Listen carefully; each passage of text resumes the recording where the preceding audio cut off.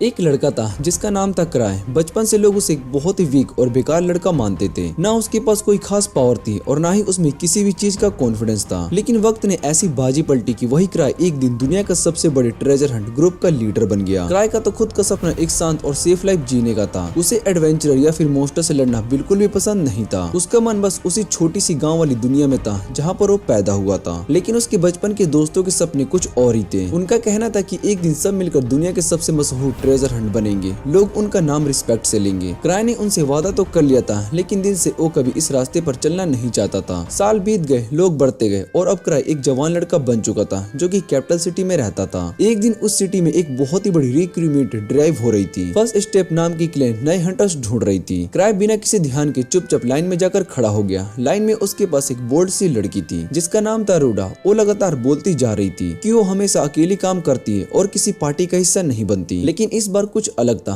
उसे एक खतरनाक ट्रेजर वॉलेट में दिक्कत आ गई थी जिसका नाम था व्हाइट वुल्फ डैन। इसलिए मजबूरी में ही सही उसने सोचा कि ग्रुप का पार्ट बन जाए। तभी लाइन में खड़ा एक आदमी जिसके चेहरे पर एक छोटा सा निशान था उसका मजाक उड़ाने लगता है। कहता है लेवल 3 पर व्हाइट वुल्फ डैन, खुद को समझती क्या हो तुम। रूडा गुस्से में आकर उसे जवाब देने लगती है। दोनों के बीच में टेंशन बढ़ने लगती है। क्राय इन सब जगहों से हमेशा बचना चाहता था। वो अपने आप को वॉल के साथ चिपकाने लगता है जैसे कहीं उसकी पहचान ही ना हो। तभी एक गार्ड आता है और दोनों के बीच पड़ता है। थोड़ी देर के बाद सब एक टैवर्न के अंदर चले जाते हैं। क्राय रूडा से कहता है कि तुम अगर चाहो तो मुझसे कुछ भी पूछ सकती हो, मैं पहले भी ऐसे इवेंट में आया हूँ। रूडा तुरंत कहती कि इस क्लैन की बेस्ट पार्टी कौन सी है। क्राय बताता है कि वो एक आर्क पार्टी है। आर्क एक बोर्ड लड़का है जो कि काफी स्टाइलिश है। उसके पास लेवल 7 का सर्टिफिकेट है और उसने अपने सिर्फ 5 साथियों के साथ एक 7 रैंक ट्रेजर वॉलेट को क्लियर किया था। वो काफी इम्प्रेसिव ग्रुप था। रूडा ये सुनकर बहुत ही हैरान हो जाती है। फिर उसकी नजर आर्क के ग्रुप के पास एक खाली सीट पर पड़ती है। वो पूछने वाली होती कि ये सीट किसकी है, लेकिन तभी वापिस से स्कारफेस आता है और कहता है तुझे ये भी नहीं पता ये सीट ग्रीवर्स की है, वो बंदा जिसने फर्स्ट स्टेप क्लैन की शुरुआत की थी। स्कार फिर बताता है कि लोग यहाँ पर इसलिए आए हैं क्योंकि ग्रीवर अपनी पार्टी में पहली बार किसी नए बंदे को लेने वाले हैं। तभी एक और नया सीन शुरू होता है। एक लाल बालों वाला लड़का गुस्से से चिल्लाता है, मैं सिर्फ ग्रीवर्स की पार्टी के लिए यहाँ पर आया हूँ, वो कहाँ पर है। उसका शाउट करना सबका ध्यान खींच लेता है। इतने में एक लड़की सामने आती है। उसका नाम होता है टीनो। वो उस रेड हेड लड़के को डांटने लगती है। गार्ड उन दोनों के बीच में आने की कोशिश करता है, लेकिन दोनों अपनी जगह पर दृढ़ रहते हैं। किसी ने भी पीछे हटने का मूड नहीं बनाया था। टैवर्न के अंदर बाकी सभी लोग एक्साइटेड हो जाते हैं। उन्हें लगता है कि अब फाइट होने वाली है। क्राय फिर रूडा से कहता है चलो यहाँ से चले वरना हम बीच में फंस जाएंगे। दोनों चुपके से टैवर्न से बाहर निकल आते हैं। तभी कुछ अजीब होता है। टीनो जो कि उस रेड हेड लड़के से लड़ रही होती है एकदम से रुक जाती है। उसे एक जाना पहचाना प्रेजेंस महसूस होता है। वो लड़का अब उसके लिए कुछ भी इम्पोर्टेंट नहीं लगता। उसकी नजर बस उसी इंसान को ढूंढ रही होती है जो कि क्राय होता है। फिर वो रेड हेड के अटैक को इग्नोर करके सीधा क्राय की तरफ बढ़ने लगती है जैसे उसने किसी पुराने अपने को पहचान लिया हो। थोड़ी ही देर में क्राय एकदम से जमीन पर गिर जाता है क्योंकि टीनो उस पर टैकल कर देती है। अब उसकी पर्सनैलिटी बिल्कुल बदल चुकी थी। वो बस अब एक डेंजरस फाइटर नहीं बल्कि क्राय की दीवानी बन चुकी थी। वो उसे मास्टर कहकर बुलाती है और पूछती है आप कब से यहाँ पर हो। क्राय थोड़ा कंफ्यूज होता है लेकिन उसे समझ में आता है कि टीनो का नेचर एकदम से पलट गया है। पहले जो लड़की सबको डांट रही थी अब वो सिर्फ उसके आसपास घूम रही है जैसे उसके अलावा दुनिया में और उसे कुछ भी नहीं चाहिए। तभी वहाँ पर एक ब्लोंड लड़का आता है जिसका नाम होता है आर्क। वो काफी कूल और कॉन्फिडेंट लगता है। वो क्राय को देखता है और कहता है तुम लेट हो, जब तक क्लैन मास्टर और ग्रीवर्स के लीडर नहीं आते हम इवेंट स्टार्ट नहीं कर सकते। ये सुनकर सब लोग एकदम से शॉक हो जाते हैं। सबको अब पता चलता है कि ये जो ग्राउंड पर थकेला सा लड़का है यही ग्रीवर्स का लीडर है। क्राय के चेहरे पर शर्म और गिल्ट दोनों एक साथ आ जाते हैं। उसे लगता है कि जैसे जमीन उसे निगल ले। और फिर कहानी वापिस से आती है पिछले 5 साल पहले जब क्राय ने अपने बचपन के दोस्तों के साथ मिलकर ग्रीवर्स नाम की पार्टी बनाई थी। उनका सपना था कि एक दिन सब मिलकर ट्रेजर हंटर्स बनेंगे और हीरो की तरह सब उनका नाम लेंगे। शुरुआत में उन्होंने छोटी सी वॉलेट को क्लियर किया, वो भी काफी तेजी से। लेकिन असली काम तो क्राय के दोस्तों का ही होता है। क्राय तो अक्सर क्लूलेस और लॉस्ट रहता है। कभी कभी तो मॉन्स्टर के सामने खुद ही खड़ा हो जाता था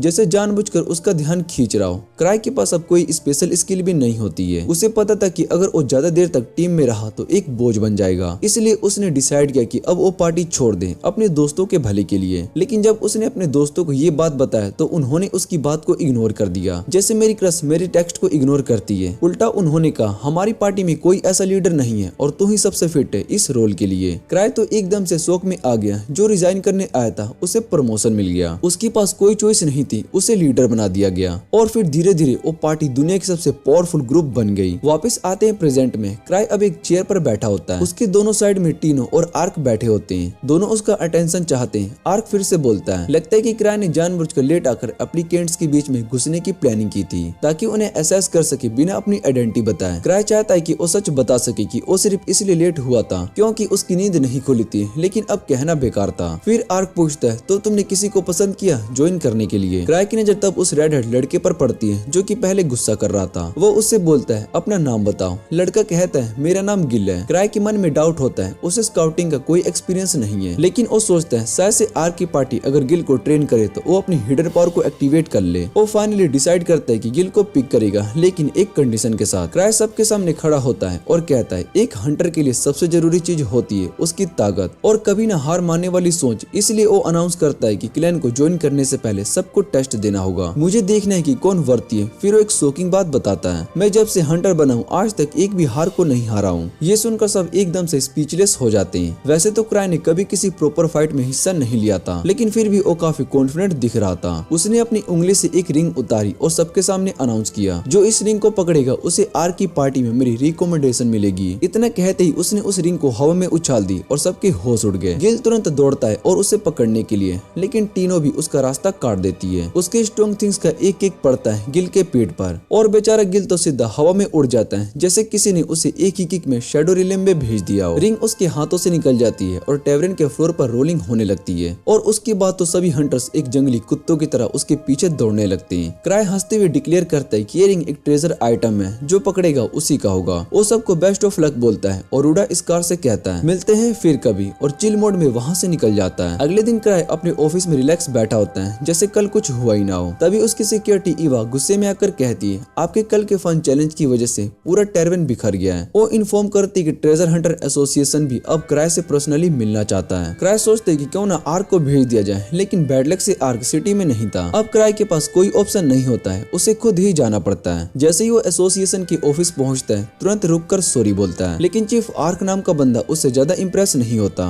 वो अपने असिस्टेंट को एक मिशन वाली किताब लाने के लिए भेजता है, ऐसी मिशन जिसे कोई भी हंटर लेना नहीं चाहता। ये तो बोरिंग होती है या फिर इम्पॉसिबल। क्राय शांति से बुक के पेज को फ्लिप करता है, कुछ इजी मिशन ढूंढने के मूड में। प्लान सिर्फ इतना होता है कि कोई भी मिशन उठा लो और किसी और के सिर डाल दो। तभी उसकी नजर एक मिशन पर पड़ती है, लेवल 3 वॉलेट के कुछ लॉस्ट हंटर को रेस्क्यू करने का। उसे लगता है वाह इजी होगा, पर उसे नहीं पता होता है कि वो मिशन एक्चुअली सबसे खतरनाक मिशन में से एक है। क्लैन ऑफिस वापस पहुंचते हैं। क्राय टीनो से मिलता है, जो कल जीती गई रिंग को प्राउडली दिखाने आई थी। क्राय उसे देखता है और कैजुअली पूछता है, तुम्हारे पास थोड़ा टाइम है क्या? टीनो के दिमाग में एकदम से रोमांटिक म्यूजिक बजने लगता है। वो सोचती है कि शायद से मास्टर फाइनली उसे सेकंड बेस तक ले जा रहे हैं, लेकिन क्राय सीधा उसे कहता है कि ये मिशन कंप्लीट करना है, चलेगी? टीनो एक सेकंड में वैनिश हो जाती है, जैसे किसी ने थेनोस स्नैप कर दिया हो। लेकिन क्राय ने पहले ही तैयारी कर रखी थी। वो एक स्पेशल आर्टिफैक्ट का यूज करता है, जो कि उसे ट्रैक कर सकता है और उसे ब्लाइंड कर लेता है। क्राय को पता चलता है कि ये rescue mission white wolf den में से है और उसने डिसाइड कर लिया था कौन जाएगा। वो एक पार्टी फॉर्म करता है। रूडा, टीनो, स्कार और गिल ये टीम मिशन पर भेजने जाने वाली थी। और फिर कहानी ले जाती है 6 साल पहले, जब क्राय और उसके दोस्तों ने ट्रेजर हंटर एसोसिएशन में अपनी पार्टी रजिस्टर करने के लिए अप्लाई किया था। तब एक रेड हेड लड़का जिसका नाम होता है लुक ऑफिस का दरवाजा तोड़ता हुआ अंदर आता है और चिल्लाता है, मैं दुनिया का सबसे पावरफुल स्वॉर्डमैन हूँ। उसकी तुरंत बाद एक दूसरी लड़की थोड़ी टैन स्किन वाली जिसका नाम होता है लिज अनाउंस करती है कि मैं बेस्ट थीफ हूँ इस दुनिया की। क्राय एक कॉर्नर में छुप जाता है। उसे तो इतनी शर्म आती है कि वो वही मर जाने का सोचने लगता है, लेकिन उसके दोस्तों को कोई फर्क नहीं पड़ता। वो लोग और ज्यादा ओवर एक्टिंग करने लगते हैं। क्राय रिलेक्टेडली रिसेप्शन डेस्क पर जाता है और पार्टी का रजिस्ट्रेशन फॉर्म फिल करता है। रिसेप्शनिस्ट उससे कहता है कि पार्टी का नाम और एक सैंपल चूज कर लो। क्राय का चेहरा सुन हो जाता है। किसी ने कभी इस बारे में नहीं सोचा था, लेकिन क्राय ने जानबूझकर अपनी पार्टी का नाम ग्रीवर्स रखा, एक ऐसा नाम जो कि काफी बोरिंग और क्रिंज लगता है। और तो और उन्होंने पार्टी का सिंबल भी एक बेकार सा स्कल बनाया, जिसे देखकर लगता है कि ये बंदा सीरियस है ही नहीं। उसका प्लान था कि वो लोग ये सब देखकर उसे लीडर ना बनाए। जब क्राय ने ये नाम और सिंबल सभी को दिखाया तो सभी ने कहा कि ये सब तो बकवास है, लेकिन क्राय ने बस इतना कहा, मैं ट्रेजर हंटर बनना ही नहीं चाहता, अगर पार्टी का नाम कुछ और होगा। ये सुनकर उसके दोस्तों का एटीट्यूड तुरंत बदल गया। अब सब कहने लगते हैं कि क्राय का नेमिंग सेंस तो कमाल का है। हमें ही समझने में देर हो गई थी, क्योंकि हम उतनी इंटेलिजेंट नहीं है जितना कि क्राय है। बेचारा क्राय अब कुछ और भी नहीं कर सकता था और इस तरह से ग्रीवर्स पार्टी का जन्म हुआ। अब वापस आते हैं प्रेजेंट टाइम में। क्राय उन तीनों ट्रेजर हंटर के सामने खड़ा होता है, जो अभी भी ये सोचकर बहुत ही कंफ्यूज्ड होते हैं कि क्या क्राय वाकई में ग्रीवर्स का लीडर है। उनमें से एक पूछते हैं, क्या तुम वही लेवल 8 की हंटर हो जिसका नाम है 1000 ट्रिक्स? ये सुनकर टीनो तुरंत खड़ी हो जाती है और सबसे कहती है कि मास्टर क्राय के सामने झुक जाओ। क्राय उससे रोकने की कोशिश करता है, लेकिन रेड हेड गिल खुलकर बोल देता है, ये तो देखने में ही वीक लगता है, क्या सच में ये वाकई वही बंदा है? क्राय इस बात को इग्नोर करता है और पूछते हैं क्या सभी लोग टीनो के साथ लेवल 3 ट्रेजर वॉलेट एक्सप्लोर करने को तैयार हैं? गिल सीधे सीधे मना कर देता है और कहता है मैं क्राय के अंडर कमांड में काम नहीं करूंगा। फिर उसका एक और साथी स्कार उससे लड़ने लगता है और कहता है क्राय एक लेवल 8 का हंटर है, थोड़ा रिस्पेक्ट दिखाना सीख।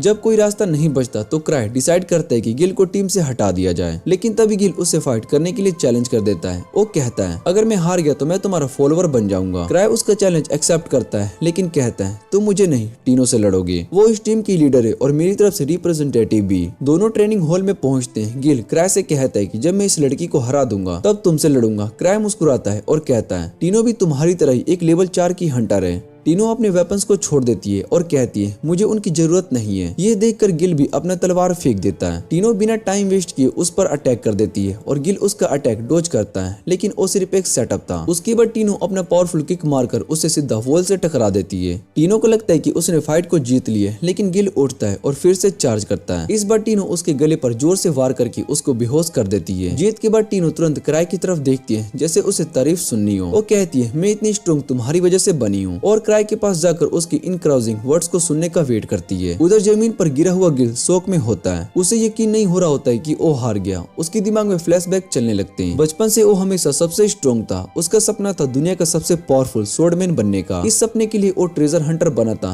लेकिन कुछ समय के बाद वो अपनी टीम के सभी मेंबर से ज्यादा स्ट्रॉन्ग हो गया, इसलिए उसने टीम को छोड़ दिया और यहाँ पर आया। गिल हैरान होकर पूछता है कि तुम्हें ये सब कैसे पता? तो क्राय कहता है कि वो भी कभी ऐसी सिचुएशन से गुजर चुका है, बस फर्क इतना है कि उसकी पार्टी ने उसे कभी नहीं छोड़ा। लेकिन क्राय इस बात का जिक्र नहीं करता कि उनका साथ सिर्फ उसके दोस्तों ने ही निभाया था। तभी क्राय अपनी तलवार को पैर से छूता है और उसके आसपास आग के शोले उठने लगते हैं। गिल स्टंट रह जाता है क्योंकि वो कभी इस तरह की लेवल फ्लेम तक पहुंच भी नहीं पाया है, जबकि क्राय ने ये सब सिर्फ वाटर को छू कर ही कर लिया बिना उसे हाथ लगाए। तब जाकर गिल मान जाता है कि क्राय वाकई में बहुत ही पावरफुल है। उसके बाद क्राय मिशन के डिटेल्स पढ़ने लगता है, जिसमें बताया गया होता है कि उन्हें एक ट्रेजर वॉलेट में जाना होगा जिसका नाम है व्हाइट वुल्फ डैन, जहाँ कुछ ट्रेजर्स हंटर्स को बचाना है। लेकिन उस जगह पर जो मॉन्स्टर्स है वो असली नहीं बल्कि उन व्हाइट वुल्फ डैन के भूत हैं। वो कभी उस जगह में रहते थे पर बाद में उनका शिकार कर दिया गया। थोड़ी देर के बाद से केटी ईवा क्राय को कहती है कि उसे टीनो और बाकी को इतनी डेंजरस जगह पर नहीं भेजनी चाहिए, लेकिन क्राय कैजुअली बोलता है कि वो सिर्फ लेवल 3 के वॉल्ट है। क्राय बताता है कि जो तलवार वो यूज कर रहे थे वो एक ट्रेजर रैलिक है और उसका यूज करना इतना आसान है कि गिल जैसे बिगनर्स भी उसे बिना कुछ जाने ही चला सकते हैं। फिर अचानक से क्राय एक रैलिक फैन बन जाता है और एक्साइटेड होकर बोलता है कि वॉलेट्स में मिलने वाले रैलिक्स कितने अमेजिंग होते हैं और उसका सपना है कि वो कभी रैलिक्स इकट्ठा करे। वो गिल की सोर्ड को लेकर सोचते हैं कि क्या उसे खरीद लेना चाहिए। ईवा उसे डांटती है कि उसके पास ऑलरेडी बहुत ही रेयर रैलिक्स हैं, लेकिन क्राय कहता है कि हर रैलिक अलग होते हैं, इसलिए उनसे कभी बोर नहीं हो सकता हो। तभी उसे याद आता है कि उसे अपने रैलिक्स चार्ज नहीं करवाए और वो गिल्ड के अंदर एक मेड के पास चला जाता है। जब मेड उसकी रैलिक्स को चार्ज कर रही होती है तो वो और उसकी पार्टनर क्राय को बताते हैं कि व्हाइट वुल्फ डैन के पास एक पैंथम वुल्फ देखा गया है जिसने लेवल 3 के गार्ड्स वाली पूरी कैरवेन को वाइप आउट कर दिया, और वॉलेट के अंदर के मॉन्स्टर भी अब पहले से ज्यादा पावरफुल होते जा रहे हैं। इवन एक लेवल 5 ट्रेजर हंटर्स की टीम भी उसके अंदर गई और कभी वापस नहीं आई। क्राय ये सब सुनकर बहुत ही शॉक्ड हो जाता है और तुरंत अपने मिशन का पेपर निकालकर डिटेल्स देखने लगता है। उसने जब मिशन को एक्सेप्ट किया था तब उसने ध्यान नहीं दिया था कि जिन लोगों को बचाना है वो लेवल 5 के हंटर्स हैं। अब जब उसे सच का पता चलता है तो वो पैनिक हो जाता है और वो सोचते है कि क्या उसने टीनो और बाकियों को मौत के मुंह में भेज दिया। जब वो ये बात अपने दोस्तों को बताता है तो वो भी घबरा जाते हैं, लेकिन फिर सोचने लगते हैं कि शायद से क्राय का ये ट्रेनिंग का स्टाइल हो, जिनमें पोटेंशियल होता है उन्हें डायरेक्ट डेंजर में डाल दो। क्राय तुरंत रूम से बाहर निकल जाता है और खुद को समझाने लगता है कि अब सब कुछ ठीक हो जाएगा। दूसरी तरफ टीनो की पार्टी वॉलेट के पास पहुंच चुकी होती है और वहाँ का माहौल अब धीरे धीरे क्रीपी और खतरनाक होता जा रहा था। टीनो जानती थी कि क्राय ने उसके लिए एक मुश्किल मिशन भेज दिया है, लेकिन फिर भी वो बाकी सबको तसल्ली देती है, कहती है कि मुझे क्राय पर पूरा भरोसा है। उसने ये टीम किसी वजह से बनाई है, एक ऐसी वजह जो कि शायद से अब क्राय ही जानता है। तभी अचानक उन पर एक भयानक वुल्फ मॉन्स्टर का हमला हो जाता है जो आर्मर पहने होता है और हाथ में एक डेंजरस वेपन होता है। टीनो का चेहरा पहली पल में सफेद पड़ जाता है। उसने कभी सोचा नहीं था कि इस जगह के मॉन्स्टर इतने हाई लेवल होंगे, लेकिन वो डर से पीछे नहीं हटती। उसे अपने मास्टर का दिया हुआ मिशन पूरा करना था। क्राय जो कि ऑफिस में होता है उस वक्त अंदर ही अंदर गिल्टी फील करता है। उसे लगता है कि उसने टीनो और बाकी सभी को डेंजर में डाल दिया, इसलिए वो खुद भी उनकी मदद करने का फैसला करता है। वो अपने बुक सेल्फ का एक बुक खींचता है और सामने एक सीक्रेट रूम में खुल जाता है। उस रूम में क्राई के सभी रेलिक्स एशियंट वेपन्स का टूल रखे होते हैं। उसकी नजर एक छोटी सी वोल्ट पर जाकर रुकती है जिसमें एक खास रेलिक छुपी होती है। क्राई जब उस रूम से बाहर निकलता है तो एवा उसे देखकर डर जाती है। उसे लगता है कि कोई चोर घुस गया हो, लेकिन जब वो समझती है कि क्राई उन्हें बचाने के लिए जा रहा है तो उसका चेहरा सॉफ्ट हो जाता है। फिर वो एक फोरबिडन रेलिक क्राई के गले में लटकता हुआ देख लेती है। क्राई तुरंत उसे छुपा लेता है, कहता है मैं इसे यूज नहीं करने वाला हूँ, ये बहुत ही ज्यादा खतरनाक है। क्राई खिड़की के पास जाता है और एवा से कहता है मैं जल्द ही लौटूंगा, और फिर अपनी रोप के पावर को एक्टिवेट करके वो एक बैट की तरह रात के अंधेरे में उड़ जाता है, बिना ये जाने कि उस रोप में ना कंट्रोल है और ना ही ब्रेकर्स हैं। दूसरी तरफ टीनो और उसकी पार्टी एक मॉन्स्टर को मार गिराती है जो उनके लेवल से काफी ज्यादा स्ट्रॉन्ग था। इस लड़ाई के बाद गिल को रियलाइज होता है कि उसकी तलवार का सारा माना डिस्चार्ज हो चुका है। उस वक्त जब क्राई ने अपनी शॉट का डेमो दिया था, स्कार थोड़ा शकीन लगता है और रूडा तो थक कर जोर जोर से सांस ले रही होती है। स्कार कहता है कि हमें वापस से चलना चाहिए, हमारे पास ना सही लेवल के लोग हैं और ना ही प्रॉपर प्लान। लेकिन टीनो उसकी बात सीधा सीधा रिजेक्ट कर देती है, कहती कि क्राई ने हमें यहाँ किसी वजह से भेजा है और हम उसका भरोसा तोड़ नहीं सकते। वो तो इतना तक कह देती कि गिल की शॉट का डिस्चार्ज होना भी शायद से क्राई का ही प्लान का पार्ट हो। उसके लिए क्राई के अंदर इतना विश्वास होता है कि वो बिना रुके आगे बढ़ने लगता है। कुछ ही देर के बाद वो सभी असली डंजन तक पहुंच जाते हैं, जहां बाहर कुछ वुल्फ मॉन्स्टर गुन्स और बॉस लेकर उनका इंतजार कर रहे होते हैं। सब लोग छुप जाते हैं कुछ बड़े पत्थरों के पीछे और कुछ प्लानिंग करना शुरू होती है। डिसाइड होता है कि डायरेक्ट कन्फर्मेशन करना अवॉइड करना चाहिए,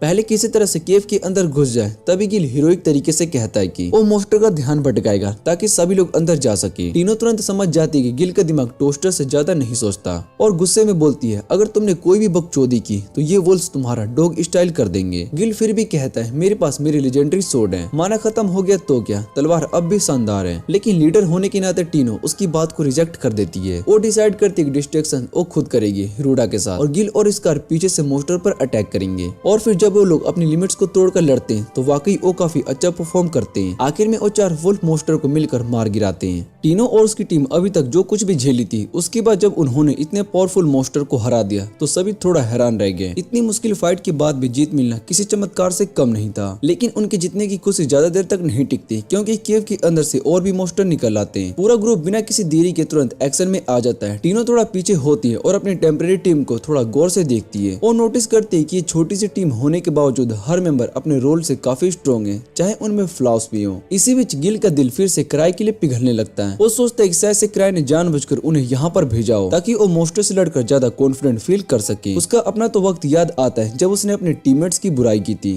क्योंकि उसे लगता था कि वो लोग उसकी स्पीड से मैच नहीं कर पा रहे, इसलिए उसने टीम को छोड़ दी बिना ये सोचे कि वो लोग भी पूरी कोशिश कर रहे थे। जब वो मॉन्स्टर के सामने स्ट्रगल कर रहे थे तब स्कार दोबारा से संभालता है और मॉन्स्टर को धक्का देता है, जिससे गिल को एक बड़ा अटैक करने का मौका मिलता है। उसका स्वॉर्ड मॉन्स्टर के सीने को चीर डालता है और मॉन्स्टर वहीं पर गिर जाता है। गिल को पहली बार महसूस होता है कि जब टीम सही हो तो साथ मिलकर लड़ने का मजा ही कुछ और होता है। अगली केव के एंट्रेंस पर पहुंचने से पहले टीनो सबको रोक लेती है। उसका कहना होता है कि उसे किसी की प्रेजेंस महसूस हो रही है। स्कार पूछते हैं कि क्या वो ये लोग हो सकते हैं जो कि केव में खो गए थे। टीनो कहती है कि क्राई ने जरूर सोचा होगा कि उन्हें बॉस मॉन्स्टर से पहले लड़ना चाहिए ताकि वो और ज्यादा ग्रो कर सके। स्कार इस बात से एग्री करता है, क्योंकि वो मानता है कि लेवल 4 के एडवेंचर बनने के बाद उसका पैशन और एम्बिशन दोनों कम हो गया था। टीनो फिर कहती है कि क्राई ने ये सब पहले से ही देख लिया होगा और इसलिए उसने स्कार को इस पार्टी में रखा ताकि वो अपना डर का सामना करके खुद से ग्रो कर सके। टीनो फिर अपनी टीम की तरफ मुड़ती है और कहती है कि हर किसी को किसी वजह से चुना गया है। क्राई कोई आम इंसान नहीं है बल्कि एक मास्टरमाइंड है जो कि सब कुछ कैलकुलेट करके प्लान बनाता है। वो उन्हें ऐसे खतरनाक मिशन पर ऐसे ही नहीं भेज रहा है। दूसरी तरफ क्राई बाहर से डंजन की तरफ तेजी से दौड़ता हुआ आ रहा होता है, लेकिन उसे ये नहीं पता होता है कि उसकी रोप में ना ब्रेक है और ना ही कंट्रोल। जैसे ही वो डंजन के अंदर घुसता है वो एक पिन बॉल की तरफ इधर उधर टकराता रहता है और इस बीच टीनो और उसकी टीम और फाइनल बॉस के सामने होती है। बॉस मॉन्स्टर एक जायंट एक्स उठाकर उन पर हमला करता है, लेकिन टीम की कोऑर्डिनेशन और स्पीड की वजह से सब लोग उस अटैक से बच जाते हैं। अब असली जंग शुरू होने वाली होती है। टीनो तुरंत समझ जाती है कि ये मॉन्स्टर काफी ज्यादा पावरफुल है और बिना किसी प्रॉपर प्लान के इसे हराना ऑलमोस्ट इम्पॉसिबल है। उसकी नजर जाती है मॉन्स्टर के सर पर, जहाँ पर कोई हेलमेट नहीं होता, वही उसका वीक पॉइंट है। टीनो तुरंत गिल को कहती है कि अगला अटैक और रोकेगा और वो मॉन्स्टर के सिर पर फाइनल अटैक करेगी। गिल बिना किसी हेजिटेशन के हाँ में हाँ कर देता है। जैसे ही मॉन्स्टर आगे बढ़ता है सब रेडी हो जाते हैं। गिल अपनी तलवार से मॉन्स्टर के अटैक को रोक लेता है और स्कार पीछे से उस पर वार करता है, लेकिन मॉन्स्टर उसके मुंह पर एक जोर का थप्पड़ लगा देता है। टीनो बिना टाइम वेस्ट किए मॉन्स्टर की तरफ भागती है, अटैक को डॉज करती है। मॉन्स्टर स्कार को मार ही देता है, लेकिन टीनो टाइमली उसके एक्स पर चढ़ जाती है और मॉन्स्टर के चेहरे की तरफ दौड़ लगाती है। ये एक लीप ऑफ फेथ होता है। जैसे ही वो जंप करके मॉन्स्टर के गले में तलवार घुसा देती है, मॉन्स्टर भी उतनी तेजी से रिएक्ट करता है और टीनो के पैर पर जोर से कट मार देता है। टीनो अटैक ऑन टाइटन बहुत ही देख चुकी थी तो उसका एम परफेक्ट होता है। मोस्टर झटके से डिसअपीयर हो जाता है और टीनो नीचे गिरते ही अपना हेल्थ पोशन निकालती है और चोट भरने लगती है। गिल और स्कार दोनों चैन की सांस लेते हैं कि वो बच गए। टीनो स्कार को अपनी तलवार देती है और कहती है थोड़ी देर बिना उसके भी चल जाएगा। तभी अचानक से एक भाला अंदर से उसकी तरफ आता है जिससे कि वो मुश्किल से बचती है। सब शोक में होते हैं क्योंकि बॉस ऑलरेडी मर चुका था।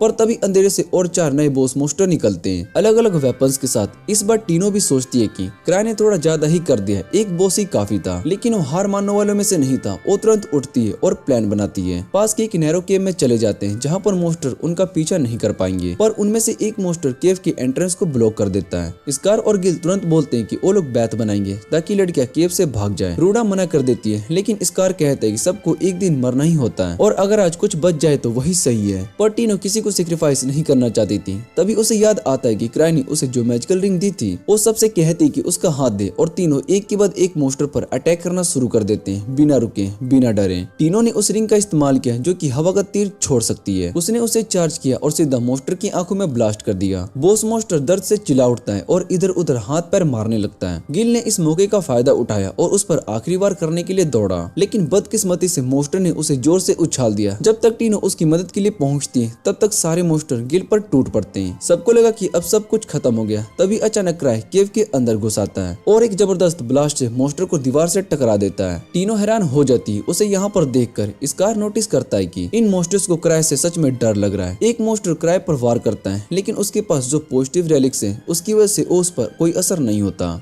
क्राय तुरंत अपनी मैजिक रिंग से एक और ब्लास्ट करता है जो कि मोस्टर को फिर से दीवार से टकरा देता है। फिर वो एक स्मोक बम निकालता है जिससे कि धुंध फैल जाता है और सबको भागने का मौका मिल जाता है। सभी वहां से बचकर निकल जाते हैं। क्राय उसके बाद टीनो के पैरों का इलाज करता है और सबको बोलता है कि उसके पीछे चलते रहो। लेकिन असली बात तो ये होती कि क्राय खुद अंदर से बहुत ही डरा था। उसे बिल्कुल भी नहीं पता था कि आगे क्या होने वाला है। वो सिर्फ सिर झुकाकर चल रहा होता है ये सोचकर कि काश कोई और उसकी जगह पर गाइड बन जाए। और उसके पार्टी के मेंबर्स को उस पर पूरा भरोसा था। उन्हें लगता था कि क्राय सब जानता है। थोड़ी देर बिना किसी डायरेक्शन के घूमते हुए गिल क्राय से पूछता है कि क्या हम एग्जिट की तरफ जा रहे हैं। क्राय चुप रहता है। तभी टीनो बोलती है कि क्राय के पास जरूर कोई प्लान है क्योंकि उसे केव का पूरा लेआउट याद है और अभी जो वो रास्ता ले रहे वो कुछ और ही बता रहा है। क्राय अंदर ही अंदर रोता है क्योंकि उसे लगता है कि टीनो उससे नाराज है। उसने सबको यहाँ पर भेज दिया शायद इसलिए। तभी उसके पार्टी के सभी लोग अचानक रुक जाते हैं और क्राय पूछता है तुम्हें कैसे पता कि हमें यहाँ आना चाहिए। टीनो एक्साइटेड होकर कहती है क्राय सब जानता है और सभी लोग केव के अंदर दौड़ पड़ते हैं जहाँ उन्हें वो इंजर्ड पार्टी मिलती है जो कि वॉलेट में खो गई थी। क्राय खुद भी हैरान होता है उन्हें यहाँ पर देखकर क्योंकि ये तो बस एक कोइंसिडेंस था। इंजर्ड पार्टी का लीडर रोड उसका शुक्रिया अदा करता है लेकिन टीनो कहती है कि शुक्रिया क्राय का बनता है क्योंकि उसी ने उन्हें यहाँ तक पहुँचाया। क्राय तुरंत बोल पड़ता है नहीं नहीं ये तो सिर्फ एक कोइंसिडेंस था। पर उसकी पार्टी के लोग समझ जाते हैं कि वो बस हम्बल बन रहा है। रूडा उन्हें कुछ मेडिसिन देती है लेकिन वो काफी नहीं होती और इंजर्ड पार्टी भी काफी वीक होती है क्योंकि वो कई दिनों से कुछ भी नहीं खाए होते। क्राय को अचानक याद आता है कि उसके पास एक ऐसी चॉकलेट बैग है जो कि कभी खत्म नहीं होती। वो तुरंत सभी को चॉकलेट्स बांट देता है। तभी इसका रोड से बात करते हुए कहता है कि उसने कभी नहीं सोचा था कि एक लेवल 5 पार्टी को इस गेम में इतनी मुश्किल का सामना करना पड़ेगा। गिल भी ये बात मान लेता है कि वुल्फ मोस्टर काफी पावरफुल थे लेकिन इतने भी नहीं कि एक फुली लोडेड लेवल 5 पार्टी को भी खत्म कर दें। ये सुनकर रोड थोड़ा हैरान होता है और वो कहता है कि उनका तो वुल्फ से ज्यादा कोई लेना देना था ही नहीं क्योंकि उन्होंने तो उन वुल्फ को प्रॉपर्ली देखा ही नहीं। फिर असली सच सामने आता है। पता चलता है कि उनके सामने एक टॉयलेट सिग्मा पैंथोम नाम का एक मोस्टर आया था। वो भी अकेला और उसने अकेले ही पूरी पार्टी को हरा दिया था। रोड कहता है कि ओ पैंथोम से कोई नॉर्मल मोस्टर नहीं था बल्कि एक स्पेशल टाइप का क्रिएचर था जो कि इतना पावरफुल था कि उसने वुल्फ बॉसेस को भी अपने कंट्रोल में ले लिया था और हो सकता है कि वो मोस्टर स्वॉर्ड सेंस से भी ज्यादा स्ट्रॉन्ग हो। ये बात सुनकर सब लोगों के होश उड़ जाते हैं क्योंकि इंपीरियल कैप्टन में तो ये माना जाता था कि स्वॉर्ड सेंस दुनिया का सबसे पावरफुल स्वॉर्डमैन है। लेकिन क्राय जो कि चॉकलेट्स खाते हुए चुपचाप सब कुछ सुन रहा होता है अंदर ही अंदर सोचता है स्वॉर्ड सेंस तो मेरा बचपन का दोस्त लूक है। लेकिन उसके हिसाब से अगर ये पैंटोम इतना डेंजरस होता तो लूक ने कब का उसे मार दिया होता। फिर भी वो ये मानता है कि ये मोस्टर उसके बस का नहीं है। क्राय दिल से ये विश करता है कि काश उसने ये मिशन आर्क जैसे हैंडसम और स्ट्रॉन्ग लड़के के लिए छोड़ दिया होता। केव के अंदर जितने भी लोग होते हैं वो सब एकदम से क्राय की तरफ देखने लगते हैं जैसे कि वो उन सभी का लीडर हो। लेकिन क्राय तो खुद कंफ्यूज होता है। उसे समझ में नहीं आता है कि क्या करे तो वो सबको बेवकूफ बनाने का प्लान बनाता है ताकि थोड़ा सा और टाइम मिल सके। क्राय टीनो से कहता है कि अब वो टीम टीम की लीडर है और उसका काम है सबको गाइड करना। टीनो पहले तो थोड़ा हेजिटेट होती है, लेकिन क्राई उसे कहता है कि ये उसके लिए एक अच्छा ट्रेनिंग होगा और उसे इमोशनली मैनिपुलेट करता है कि तुम ही लीड करो। ये बात सुनकर टीनो काफी एक्साइटेड हो जाती है और वो प्रॉमिस करती है कि वो क्राई को डिसअपॉइंट नहीं करेगी। अब वो सब एक लैबिरिंथ में चलने लगते हैं और कुछ देर के बाद उन्हें केव का एग्जिट दिखाई देने लगता है, लेकिन एग्जिट देखते ही सबकी टेंशन बढ़ जाती है क्योंकि सबको लगता है कि अब पेंटॉम कभी नहीं आ सकता। रोड तुरंत टीनो से कहता है कि अगर कुछ हुआ तो वो सबके लिए शील्ड बनेगा, लेकिन टीनो उस बात को तुरंत मना कर देती है और कहती है कि जब क्राई उनके साथ है तो सब लोग सेफ वापस जाएंगे। तभी उन्हें वुल्फ बॉसेस की भयानक चीखें सुनाई देने लगती है जो उनकी तरफ बढ़ रहे होते हैं। सब लोग एकदम से अलर्ट हो जाते हैं। टीनो को फील होता है कि कोई बहुत ही पावरफुल चीज उनकी तरफ आ रही है और क्राई भी उस प्रेजेंस को महसूस करता है। क्राई तुरंत टीनो के सामने शील्ड बनकर खड़ा हो जाता है और सोचता है कि उसके पास कौन कौन से रेलिक्स हैं जो कि उसे बचा सकते हैं। उसके पास एक ऐसा रेलिक भी होता है जो कि उसे एक्स्ट्रा लाइफ दे सकता है। अभी क्राई के पास 5 एक्स्ट्रा लाइफ बची है, यानी कि अगर चौथी बार अटैक हुआ तो वो सच में मर जाएगा। जैसे ही वो सब लोग एग्जिट के पास पहुंचते हैं तभी एक डेडली पेंटॉम उनकी तरफ तलवार लेकर चलते हुए दिखाई देता है। उसका आना ही सबकी हवा उड़ा देता है, लेकिन बात यहीं पर खत्म नहीं होती। पेंटॉम के पीछे एक और इंसान दिखाई देता है। ये सब देखकर हिम्मत वाली टीनो भी कांपने लगती है। वो क्राई के पीछे छुप जाती है और रोती हुई आवाज में उससे कहती है,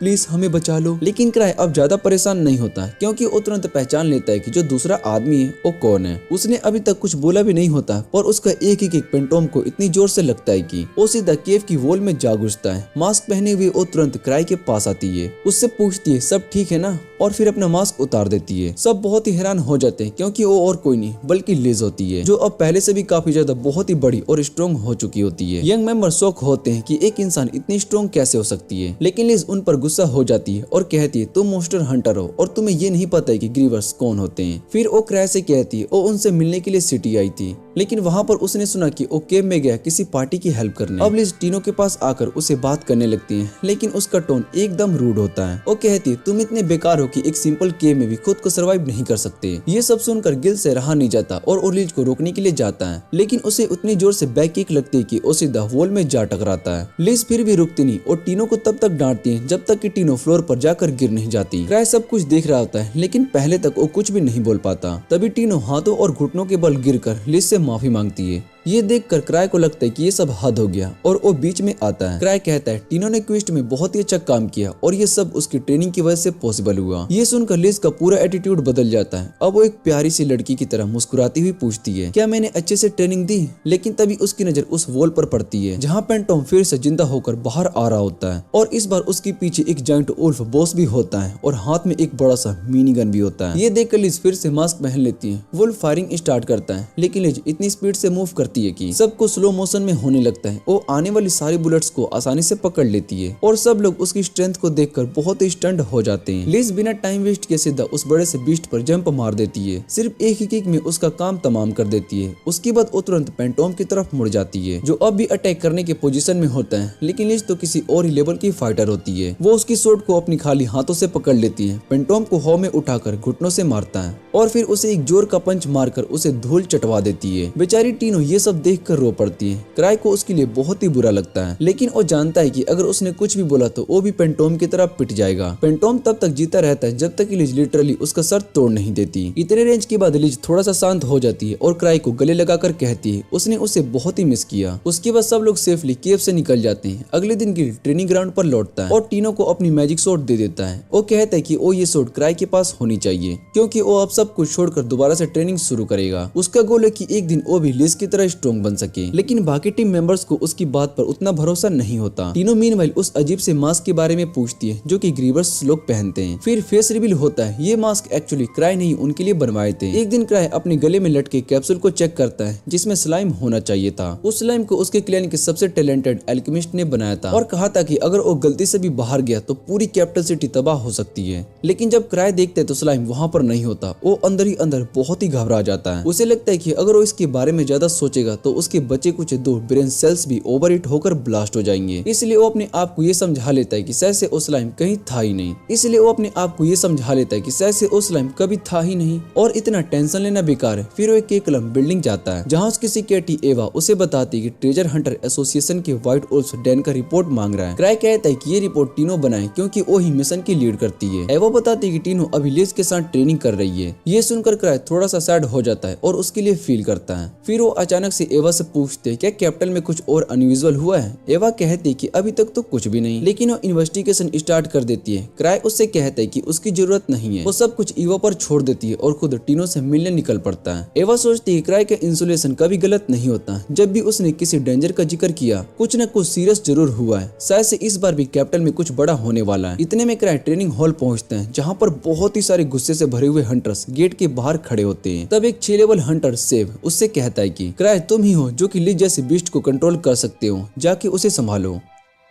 ट्रेनिंग हॉल का माहौल और भी इंटेंस हो जाता है। सबको प्रैक्टिस की जरूरत थी, लेकिन सिंस सबसे ज्यादा टीनो को लेकर परेशान था। उसे डर था कि अगर ट्रेनिंग ऐसे ही चली तो टीनो की जान भी जा सकती है। क्राई अपने टिपिकल तरीके से इस बात को मजाक में उड़ा देता है, लेकिन जैसे ही ट्रेनिंग हॉल का गेट खुलता है एक शॉकिंग सीन सामने आता है। टीनो जमीन पर बेहोश पड़ी होती है और उसके सामने लिज खड़ी होती है एक स्कैरी एक्सप्रेशन के साथ। लिज उसे बुरा भला कह रही होती है, चिल्ला चिल्ला कर कह रही होती है कि तू उठ जा। लेकिन जब टीनो बिल्कुल भी हिलती भी नहीं है तो लिज पूरी तरीके से वायलेंट मूड में आ जाती है। लिज उसे एक जबरदस्त किक मारकर खत्म करने वाली होती है, लेकिन उससे पहले क्राई उसके सामने आ जाता है। क्राई कहता है बस लिज आज के लिए काफी है। लिज उसकी आंखों में घूरती है और क्रीपी तरीके से पूछती है तुम सीरियसली मुझे रोक रहे हो। क्राई स्माइल करता है और कहता है टीनो अपनी लिमिट्स तक पहुंच चुकी है, उसे आज रेस्ट करने दो। इतना कहकर लिज फिर से अपनी चेयरफुल मूड में आ जाती है जैसे कुछ हुआ ही ना हो। वो कहती है ठीक है आज के लिए छोड़ देती हूँ। वैसे भी अब वो लड़ने के लायक नहीं रही। लेकिन तभी एक ट्विस्ट होता है। जमीन पर पड़ी टीनो अचानक से लिज का पैर पकड़ लेती है। वो अपनी पूरी ताकत जोड़कर खड़ी हो जाती है, सिर्फ इसलिए क्योंकि वो क्राई के सामने वीक नहीं दिखना चाहती।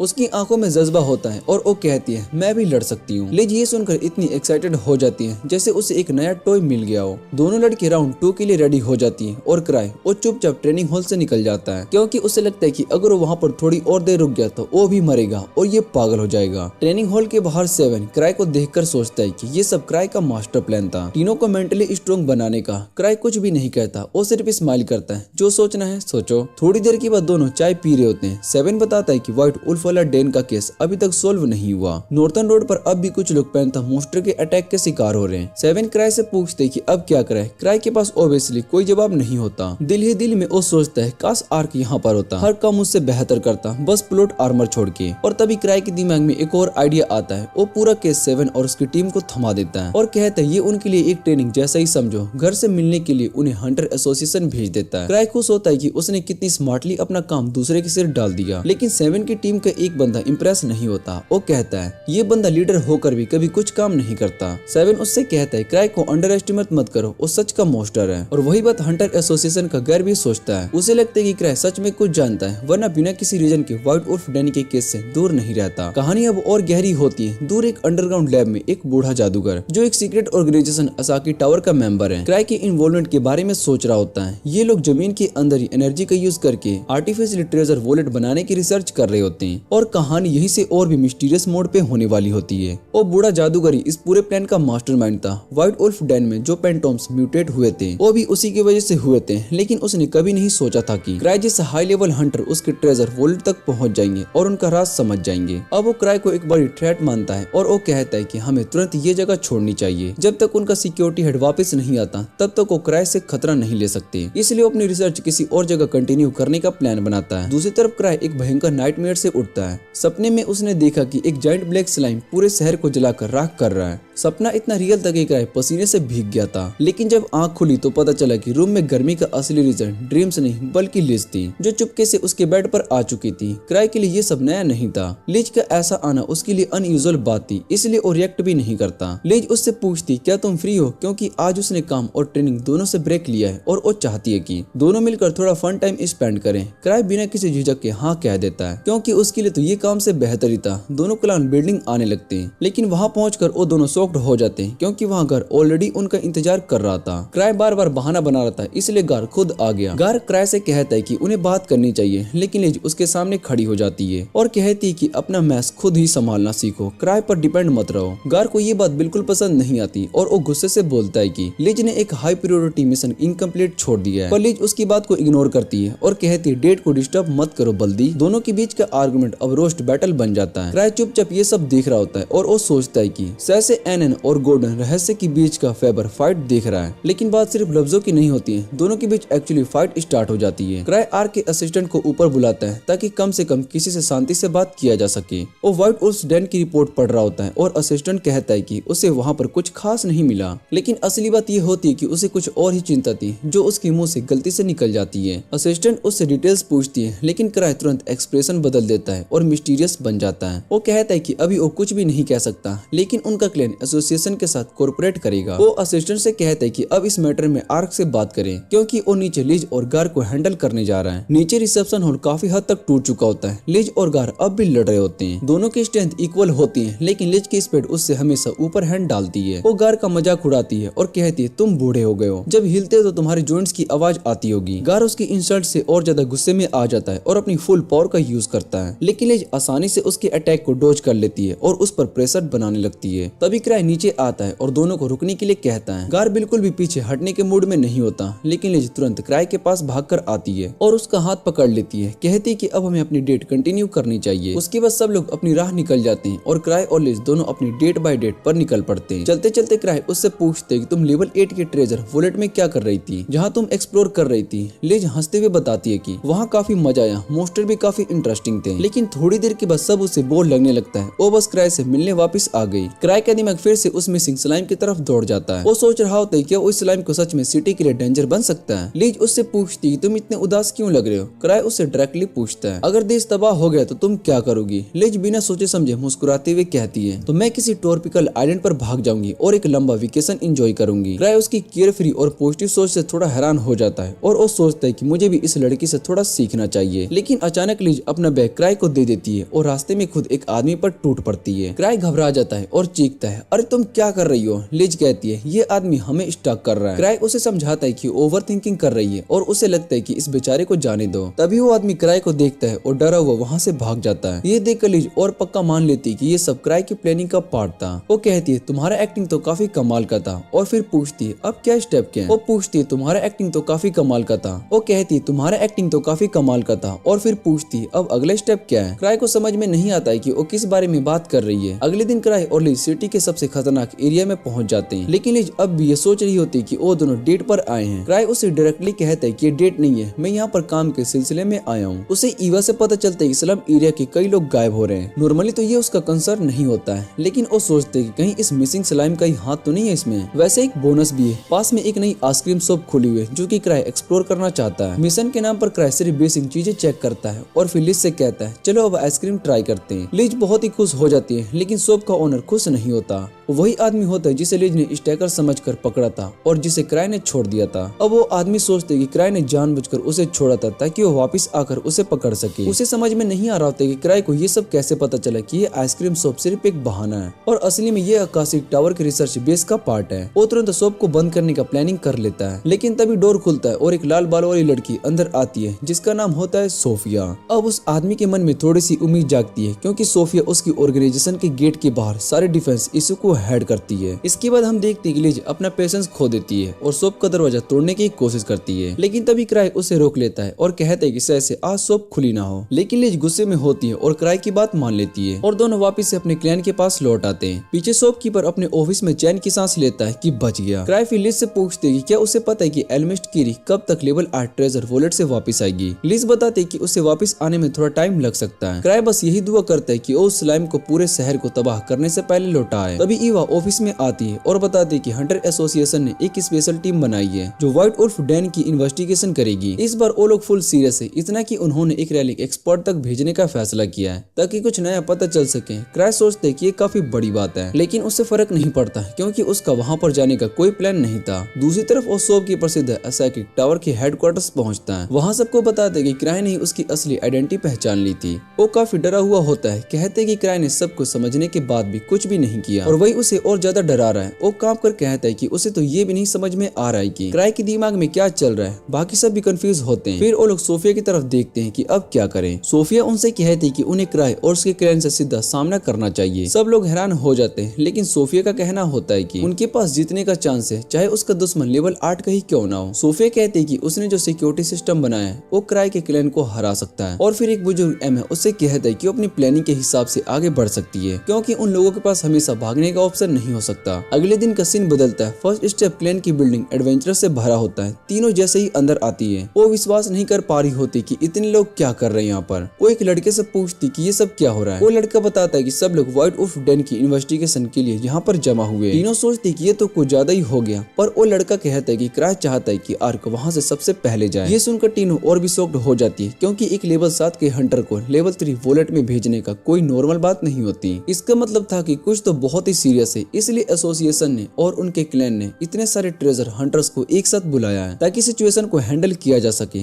तभी क्राई और ईवा वहाँ पर पहुँच जाते हैं। क्राई सबको देखकर कहता है कि यहाँ तो पार्टी चल रही है। ईवा उसे बताती है कि सब लोग व्हाइट वुल्फ डेन की इन्वेस्टिगेशन करने के लिए इकट्ठा हुए हैं। वो एक्सप्लेन करती है कि क्राई ने आर को ये काम दिया था, इसलिए उसने एक ऐसी टीम को रेडी किया जो कि आर के सब्स्टिट्यूट के रूप में काम कर सके। ये बात क्राई के लिए काफी शॉकिंग होती है, क्योंकि उसने आर को काम इसलिए दिया था क्योंकि वो एक परफेक्ट इंसान है जो हर काम बिना गलती के करता है। क्राई सोचता है कि इतने सारे लोग भेजने से बहुत ही सारा पैसा लग जाएगा, इसलिए वो सजेस्ट करता है कि आधे लोग को कम कर दिया जाए। ये सुनते ही सब हंटर्स घबरा जाते हैं, क्योंकि उन्हें लगता है कि अब उनकी मौत निश्चित है। ईवा सबको शांत करती है और कहती है कि शायद से क्राई उन्हें कुछ इंपॉर्टेंट बताने वाला है, जबकि क्राई के पास ऐसा कुछ भी नहीं होता। वो बस ये कहने की कोशिश करता है कि मिशन इतना मुश्किल नहीं है जितना कि वो लोग सोच रहे हैं, पर कोई भी उनकी बात पर विश्वास नहीं करता। क्राई ईवा से रिवॉर्ड के बारे में पूछता है और उसे पता चलता है कि चीफ गार्ड ने एक्स्ट्रा फंड्स दिए हैं ताकि सबको अच्छा पेमेंट मिल सके। पैसों की प्रॉब्लम सोल्व हो जाती है। क्राई हंटर से कहता है कि वो अपने हिसाब से काम करे और सब खुश हो जाते हैं कि अब वो वॉलेट में मिलकर जा सकते हैं। तभी लीज वहाँ पर आती है और सबको क्राउड बोलती है कि तुम लोग कमजोर हो, तुम में चैलेंज फेस करने की कोई भी हिम्मत नहीं है। वो सीधा टोरनी की जगह पर चढ़ जाती है और कहती है कि वो ये मिशन करेगी, बस उसे टीनो का साथ चाहिए। लेकिन क्राई तुरंत उसकी बात को मना कर देता है, क्योंकि वो टीनो की जान को खतरे में नहीं डालना चाहता था और उसे ये भी लगता है कि अगर टीनो गई तो बाकी सबका मोरल भी डाउन हो जाएगा। वो कहते कि यहाँ इतने लोग हैं, सब मिशन पर जाएंगे। तभी एवा उससे कहते कि अब वो ग्रुप का कमांड ले। क्राई ये सुनकर चौंक जाता है, लेकिन बाकी सभी लोग राहत महसूस करते हैं। अब उनकी सेफ्टी अनग्रांटेड हो जाती है, क्योंकि उनका क्लैन मास्टर उनके साथ जा रहा है। क्राई रियलाइज करता है कि अब वो सीधा मना नहीं कर सकता है, इसलिए कहता है कि वो थोड़ा बाद में ज्वाइन करेगा। तब सिर्फ जो कि ऑलरेडी व्हाइट वुल्फ डेन पर है वो कमांड संभालेगा। जैनी से पहले क्राई एक बंदे को कहता है कि स्लाइम मॉन्स्टर का ध्यान रखना, हो सकता है कि वो वॉलेट के अंदर हो। सब ट्रेजर हंटर वॉलेट की तरफ निकल पड़ते हैं, बिना किसी बात का अंदाजा लगाए कि वही वॉलेट आसिक टावर का बेस है। वही आसिक के सब लोग सोच रहे होते हैं कि शायद से क्राई ने उनको खत्म करने के लिए हंटर्स भेजे। सब बहुत ही कंफ्यूज होते हैं कि कैसे रिएक्ट करें। तभी सोफिया कहती कि यही उनका मौका है अटैक करने का। जब हंटर्स अभी तैयार नहीं है, वो कहती कि उसका डिफेंस सिस्टम स्ट्रॉन्गेस्ट हंटर से लड़ने के लिए बनाया गया है और सिर्फ ग्रीवर्स पार्टी मिलकर ही उसे तोड़ सकती है। पर अभी क्राई, लिज और एल्केमिस्ट किरी कैपिटल के आसपास हैं और सोफिया ने उनमें से हर एक के लिए प्लान ऑलरेडी बना लिया है। सिर्फ किरी के लिए उसके पास कोई सॉलिड स्ट्रेटजी नहीं है, लेकिन लगता है कि सोफिया के दिल में किरी के लिए कुछ पर्सनल बदला है और वो कहती कि किरी को अपने हाथों से हराएगी। सोफिया बताती कि किरी ने उसके मास्टर से उस थ्योरी को समझ लिया है जिसमें नए ट्रेजर वॉलेट बनाने की बात की गई थी और अब वो खुद उस चीज को ट्राई कर रही है। सोफिया कहती कि वो किरी को ऐसा नहीं करने दे सकती,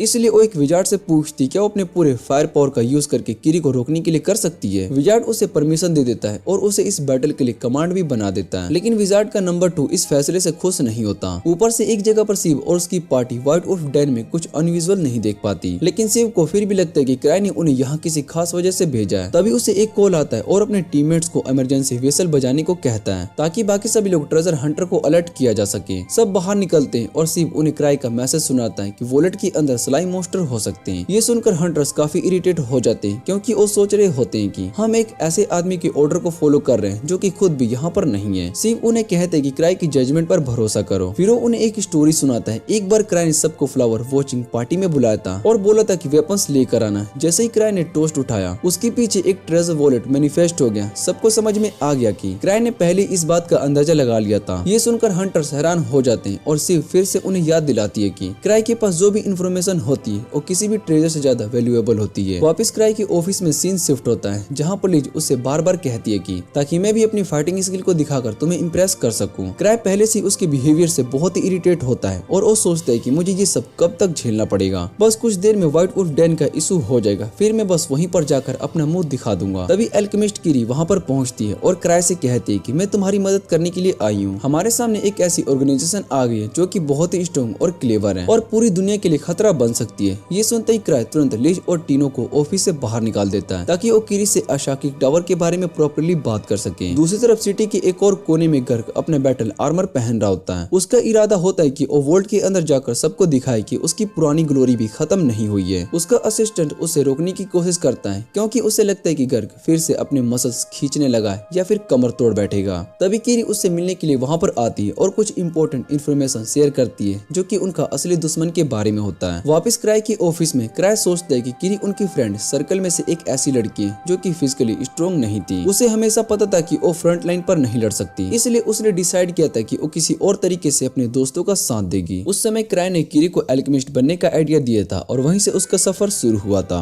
एक ऐसा सफर जो कि उसे दुनिया का सबसे महान एल्केमिस्ट बना गया। किरी क्राई को बताते कि उसने जो स्लाइम बनाया था उसमें अपने आसपास के एनवायरनमेंट के हिसाब से तुरंत इवॉल्व होने की पावर होती है, लेकिन वो स्लाइम काफी अनस्टेबल है, एक फील्ड प्रोटोटाइप। पर किरी ने ये बात कंफर्म कर ली कि वो स्लाइम कभी भी उस पर या फिर क्राई पर अटैक नहीं करेगा। ये सुनकर क्राई थोड़ा सा शौक में आ जाता है क्योंकि उसे लगता है कि अगर स्लाइम उन दोनों को नहीं मारेगा तो क्या पूरी सिटी अब भी डेंजर में है। क्राई किरी को बताता है कि उसे नहीं पता है कि स्लाइम कब और कैसे वहां चला गया। इस पर किरी बस इतना कहती है कि शायद से वो कैप्सूल से निकलकर ड्रेनेज के रास्ते चला गया होगा। क्राई अंदर से हल्का महसूस करता है क्योंकि किरी उस पर इतना भरोसा करती है कि बिना कुछ प्रूफ के, लेकिन किरी फिर से उससे कहती कि उसके पास एक और बात है जो कि वो बताना चाहती है और हो सकता है कि वो स्लाइम से भी बहुत ही खतरनाक हो। व्हाइट वुल्फ के पुराने डैन में जो कुछ भी छुआ है उससे भी अपना बड़ा थ्रेट हो सकता है। वही दूसरी तरफ स्वेन को रिस फॉर्मेट का पता चलता है कि क्राई फाइनली उसके साथ ज्वाइन नहीं करेगा और उसने लिज को भी आने नहीं दिया। स्वेन थोड़ा सा रिलीव्ड फील करता है कि क्राई ने उस जंगली लिज को यहाँ से भेजने का डिसीजन नहीं लिया। फिर स्वेन सब ट्रेजर हंटर के सामने जाकर उसका मोटिवेशन बढ़ाता है। वो उनसे पूछते क्या तुम लोग स्लाइम से लड़ने के लिए तैयार हो? सब लोग हंसते हुए कहते हैं कि स्लाइम्स, अरे उनसे तो बच्चे भी लड़ सकते हैं। स्वेन कहता है कि मुझे पता है कि तुम लोग ऐसा ही सोचोगे और अंदर ही अंदर क्राई को गाली दे रहे होते कि उसने क्लियरली ज्यादा यूजफुल इन्फॉर्मेशन क्यों नहीं दी। तभी एक भयानक सा दिखने वाला हंटर वॉलेट के अंदर से जाने का फैसला करता है। उसका कहना होता है कि स्ट्रेटजी बनाना कमजोर लोगों का काम होता है। सब उसका मजाक उड़ाते हैं और स्वेन सरकास्टिक टोन में कहता है चलो पहला शिकार तो मिल गया, इसकी किस्मत से हमें कुछ और सीखने को मिलेगा। वो बेवकूफ हंटर सबको 6 लोग बुलाता है और अंदर चला जाता है। तभी एक लड़की धीरे से हाथ उठाकर कुछ पूछने की कोशिश करती है। उसके रेड बाल देखकर लगता है कि जैसे वो सोफिया हो, असाकिक टावर की डिफेंस हेड है, लेकिन वो अपने आप को क्रिस्ट के क्लेन की एक एल्केमिस्ट बताती है। वो कहती है कि उसने किरी के साथ मिलकर स्लाइम रिसर्च में काम किया है। फिर वो एक छोटी वियान निकालती है जिसमें कि एक लिक्विड होता है। वो कहती है कि ये दवा किसी भी स्लाइम को मार सकती है चाहे वो कितना भी पावरफुल हो। इसके बाद सभी फिर से सब ट्रेजर हंटर का जोश बढ़ाता है। कहता है कि ग्लोरी तुम्हारा गोल है लेकिन घर जिंदा लौटना उससे भी बड़ा जरूरी है। इन्वेस्टिगेशन स्टार्ट होती है लेकिन पूरे दिन के बाद भी उन्हें कुछ भी खास नहीं मिलता। सिर्फ थोड़े बहुत ही वुल्फ पेंटोम्स मिलते हैं जो कि थोड़े नॉर्मल से स्ट्रॉन्ग होते हैं। सवीन सोचता है कि शायद से इस बार क्राई गलत था,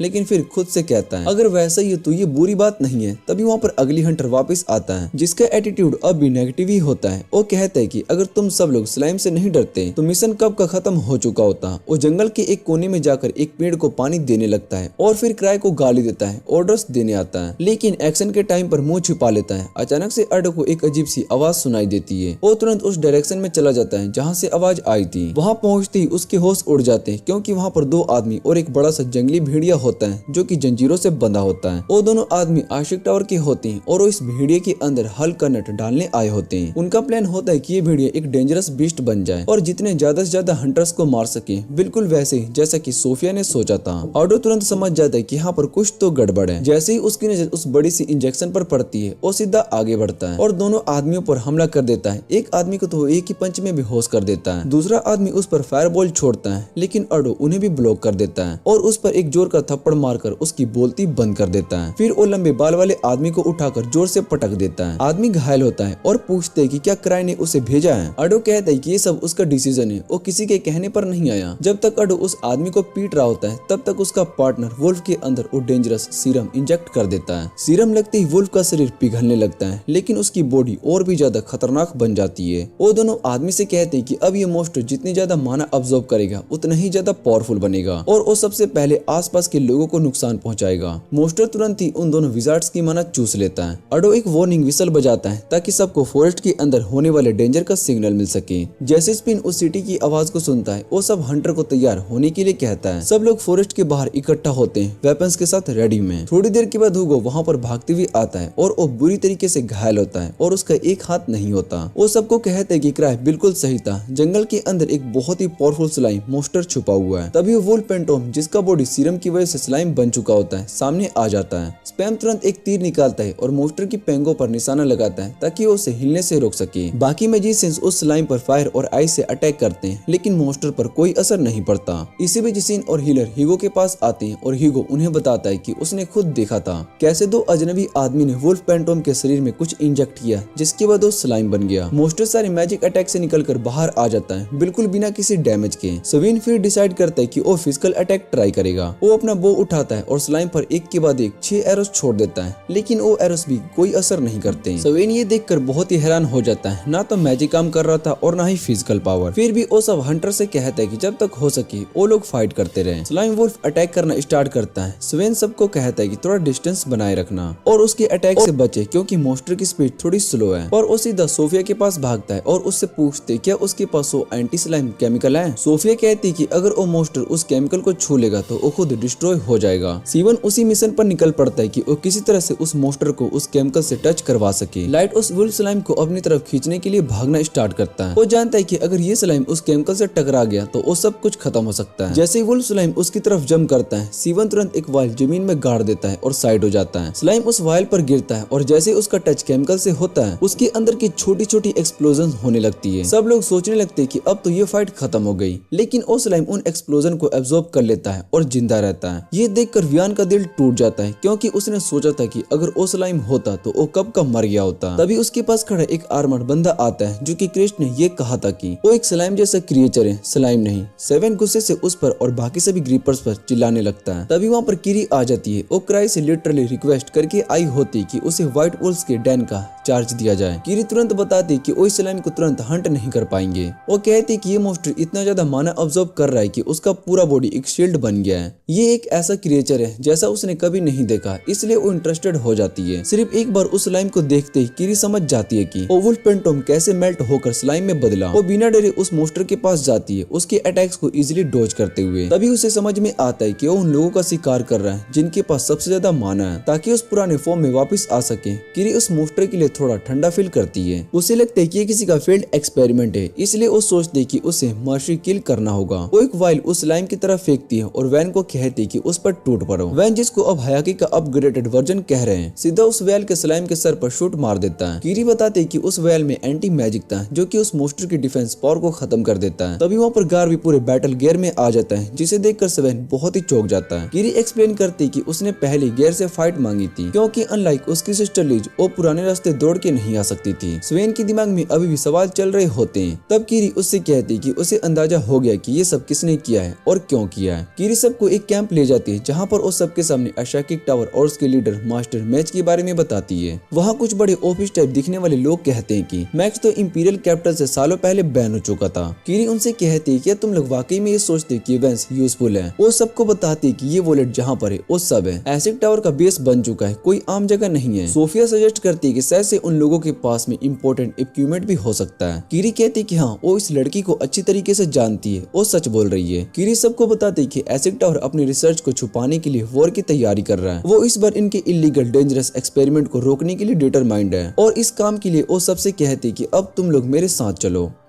किरी कहती कि वो क्राई नहीं है लेकिन फिर भी वो अपनी तरफ से पूरी कोशिश करेगी। सब लोग फाइट के लिए रेडी हो रहे होते हैं। तभी विन का असिस्टेंट कहता है कि किरी काफी हिम्मत वाली लगती है। विन उससे घूरते हुए कहता है कि उस लड़की को कभी भी कमजोर मत समझना। वो अपनी कमजोरी को अपना वेपन बना लेती है और हर तरह का तरीका यूज करती है जीतने के लिए। इस सीन में वो भी किसी मोस्टर से कम नहीं है, बिल्कुल उन ग्रीवर्स की तरह। वहीं दूसरी तरफ लिज क्राई की गोद में बैठे हुए उसके ऊपर ग्राइंड कर रही होती है और उससे कहती कि वो उसे जाने दे ताकि वो किरी की मदद कर सके क्योंकि किरी सबसे कमजोर है। लेकिन क्राई उसकी बातों को सीरियसली नहीं लेता और उसके टंट्रम्स को इग्नोर कर देता है। व्हाइट वुल्फ डैन के अंदर जो भी आसिक टावर का हाइड आउट है, वहाँ कुछ बड़े लोग सोफिया के छोड़े गए एक इंस्ट्रक्शन मैनुअल को पढ़ रहे होते हैं। उसमें सोफिया ने लिखा होता है कि उन्हें कैप्चर्ड पेंटोम्स को एक एक करके रिलीज करना चाहिए, लेकिन वो लोग उस बात से एग्री नहीं करते क्योंकि उनका मानना होता है कि अगर ऐसा हुआ तो हंटर्स उन्हें आसानी से हरा देंगे, चाहे उनके मास्टर ने सोफिया को पूरा कंट्रोल दे दिया हो। फिर भी वो लोग ये मान लेते हैं कि एक लड़की को जंग के बारे में क्या पता, इसलिए अब कमांड उनके हाथ में होनी चाहिए और सोफिया के इंस्ट्रक्शंस को इग्नोर कर देते हैं और डिसाइड करते हैं कि सारे पेंटोम्स को एक साथ रिलीज किया जाएगा। केव के बाहर कीरी और बाकी एडवेंचरर्स दो आसिक टावर के मेंबर को इंट्रोगेट कर रहे होते हैं जिसे उन्होंने पकड़ा होता है। कीरी उन दोनों से कहती है कि अगर अपने मास्टर मैग्यूस का लोकेशन बताए तो वो उन्हें छोड़ देगी, और वो दोनों बेवकूफ उसके लिए अपनी जान देने के लिए रेडी हो जाते हैं। लेकिन कीरी का असली एम उनसे लोकेशन लेना नहीं था, वो सिर्फ ये कंफर्म करना चाहती थी कि मैग्यूस ही उस पूरे ऑपरेशन का मास्टरमाइंड है। अब वो उन प्रिजनर से कहती है कि या तो आराम से बात करे या फिर उसके तरीके से। जब दोनों मना कर देते हैं तो कीरी एक तुरंत सीरम निकालती है ताकि उनसे सच बुलवाया जा सके, लेकिन तभी गवर्नमेंट ऑफिशियल बीच में आ जाते हैं और कहते हैं कि दूसरों के माइंड को मैनिपुलेट करने वाले सब्सटेंस इलीगल है। कीरी उनसे सीधा सवाल करती है, तुम लोगों को लॉ की चिंता ज्यादा है या मैग्यूस को पकड़ने की। गार भी कीरी का साइड लेता है और ऑफिशियल से कहता है कि उसे अपना काम करने दो। कीरी सबको एश्योर करती है कि वो बस थोड़ा सा माइंड गेम खेल रही है। वो तुरंत सीरम एक्चुअली एक एक्सोटिक फ्रूट फ्लेवर का ग्रेजुएट होता है। वो पूरा सीरम पी जाती है और उसी मोमेंट एक जबरदस्त रोर पूरे कैंप को हिला देता है। सब लोग भागकर बाहर जाते हैं। वहाँ एक जायंट वुल्फ स्लाइम उनकी तरफ आ रहा होता है और इस बार वो स्लाइम लाल रंग का होता है और पहले से भी बहुत ही ज्यादा फास्ट होता है। कीरी तुरंत कहती है कि हमें इसके आसपास के बैरियर्स को एनालाइज करना होगा ताकि उसे तोड़ा जा सके, और इसके लिए जरूरत है टैंकर्स की जो कि मोस्टर के सामने खड़े होकर उसकी अटैक को झेलें। सब डरे हुए होते हैं, फिर भी एक टैंकर हिम्मत करके मोस्टर के सामने आ जाता है। मोस्टर तुरंत अटैक करता है और उसका शील्ड हवा में उड़ जाता है। कीरी तुरंत सब मैजिशियन को कमांड देती है कि वो हर तरफ से वुल्फ स्लाइम पर अटैक करे। जब उस स्लाइम के अगेंस्ट मैजिक यूज हो रही होती है तब उसे रियलाइज होता है कि उसके आसपास का मैजिक बैरियर उसे क्लोज कॉम्पैक्ट अटैक से इम्यून बना रहा है। वो सोचने लगती है कि आखिर इस मोमेंट को कैसे रोका जाए। तभी अचानक से एक ब्लू वुल्फ स्लाइम वहाँ पर आ जाता है। ये देखकर सब लोग पैनिक कर जाते हैं और सोचने लगते हैं कि अब तुरंत रिट्रीट कर लेना चाहिए। लेकिन कीरी वहाँ कामली कहती है कि मुझे नहीं पता है कि आसिक टावर कैसे रिसर्च ऑर्गेनाइजेशन को चलाने वाले लोग इतने इडियट होंगे। वो सबको तुरंत अटैक रोकने को कहती है और सबको सेफ जगह पर रिट्रीट करने का ऑर्डर देती है। तभी दोनों मोस्टर्स रेड और ब्लू वुल्फ स्लाइम एक दूसरे के सामने आ जाते हैं और फाइट करना शुरू कर देते हैं। कीरी सबको एक्सप्लेन करती है कि वुल्फ स्लाइम उन दुश्मनों पर अटैक करते हैं जिनके पास सबसे ज्यादा माना होता है और इसी वजह से वो अपने ही टीममेट्स पर अटैक करना शुरू कर देते हैं। थोड़ी देर में और भी वुल्फ स्लाइम वहाँ पर आ जाते हैं और सब एक दूसरे से लड़ने लगते हैं। दूसरी तरफ उन दो प्रिजनर्स के होश उड़ जाते हैं जो ये सब देख रहे होते हैं। उनका so called powerful weapon fail होता देख वो सभी बहुत ही शौक होते हैं। बेस के अंदर मैग्यूस उन लोगों को डांट रहा होता है जिन्होंने ये मिस्टेक की।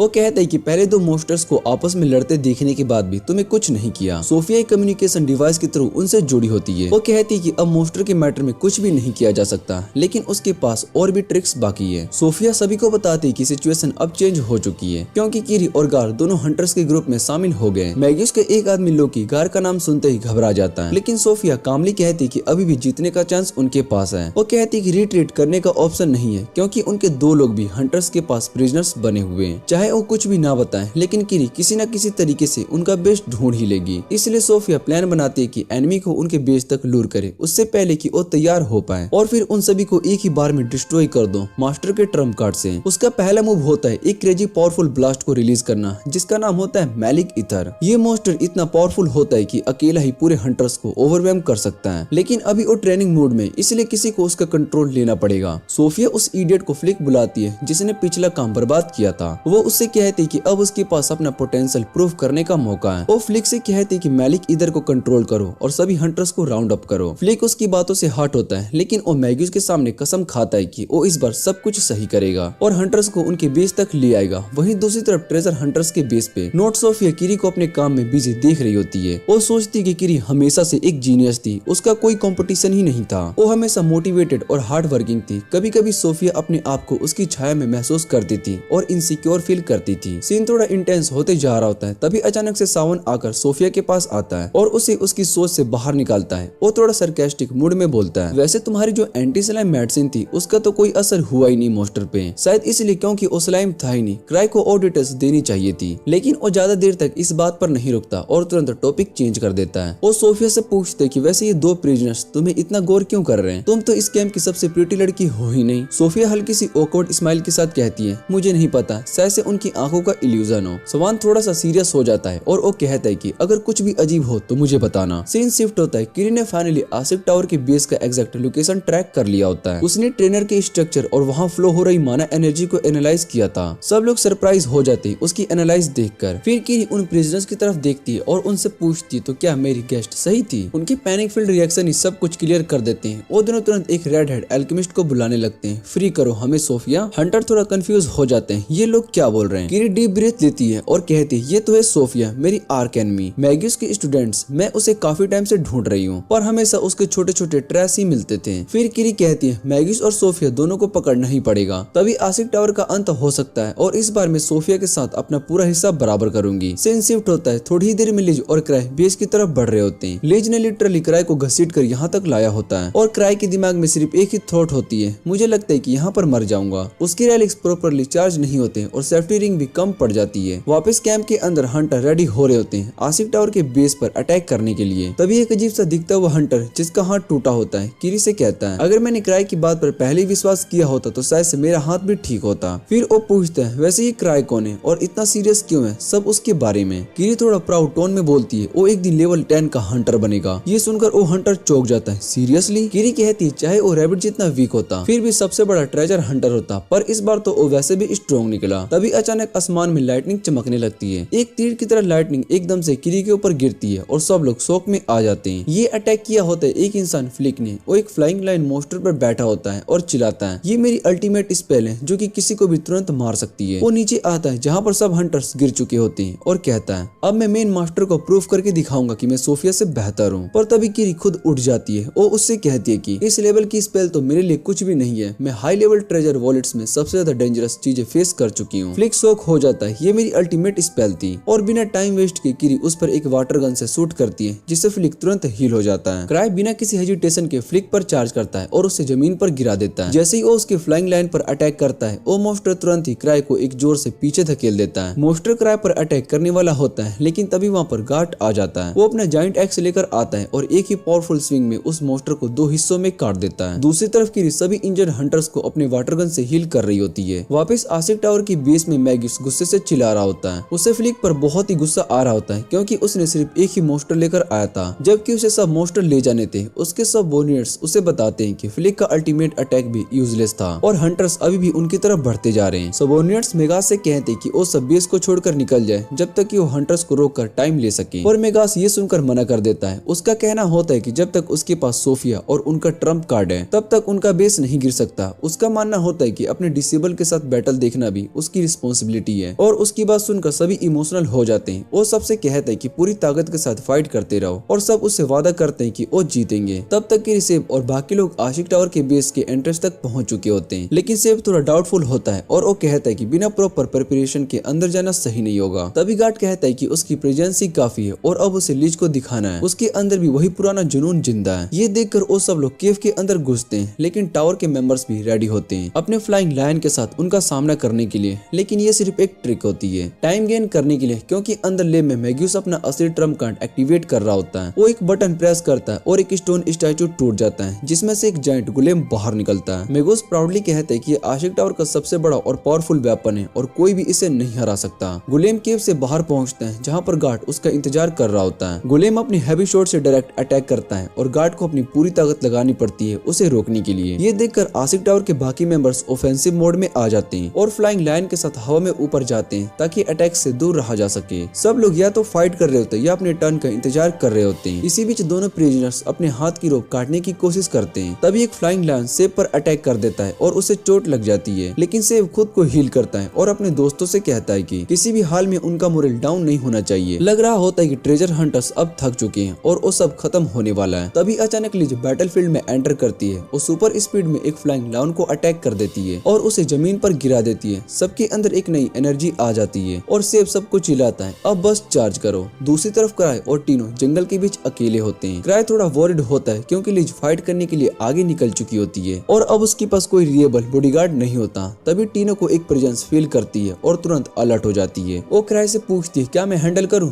पर क्राई उससे कहता है कि छोड़ दो, शायद से जंगल के कुछ वाइल्ड एनिमल्स ही होंगे। लेकिन जो लोग टीनो फील कर रही होती वो आशिक टावर के प्रिजनर्स होते हैं। वो लोग कंफ्यूज हो जाते कि क्राई उन्हें जाने क्यों नहीं दे रहा है। असल में क्राई को उनके बारे में कुछ भी नहीं पता होता। तभी उसके नाइट विजन लेंस का पावर चला जाता है और वो टीनो से कहता है तुम ही रास्ता दिखाओ, बैटलफील्ड पर वापस चलना है। वहीं बैटलफील्ड में लिज फ्लाइंग लायंस को लिटरली धूल चटा रही होती है और दूसरे ट्रेजर हंटर से पूछती बस इतने से मोस्टर से तुम लोग परेशान हो गए। उसका एटीट्यूड पूरे सेवेज में होता है। वो किरी को वीकलिंग तक कह देती है और किरी उससे गुस्से में पूछती तुम यहाँ पर क्या कर रही हो। लिज कैजुअली कहती है क्राय से मैंने रिक्वेस्ट की थी इसलिए मैं यहाँ पर आई हूँ और वो दोबारा से एक्शन में घुस जाती है। लिज अपने लाइटिंग फास्ट स्पीड के साथ गुलेम पर अटैक करती है लेकिन उसे ये लड़ाई एक्सपेक्टेड से ज्यादा टफ लगती है। फिर भी वो अपनी फुल स्पीड में कॉम्बैट्स के साथ गुलेम को पीछे धकेलती है और उसके कुछ पार्ट्स क्रैक होने लगते हैं। इस फाइट को देखकर छोटा ग्रेग इंस्पायर हो जाता है। वो भी अपने एक्स के साथ गुलेम पर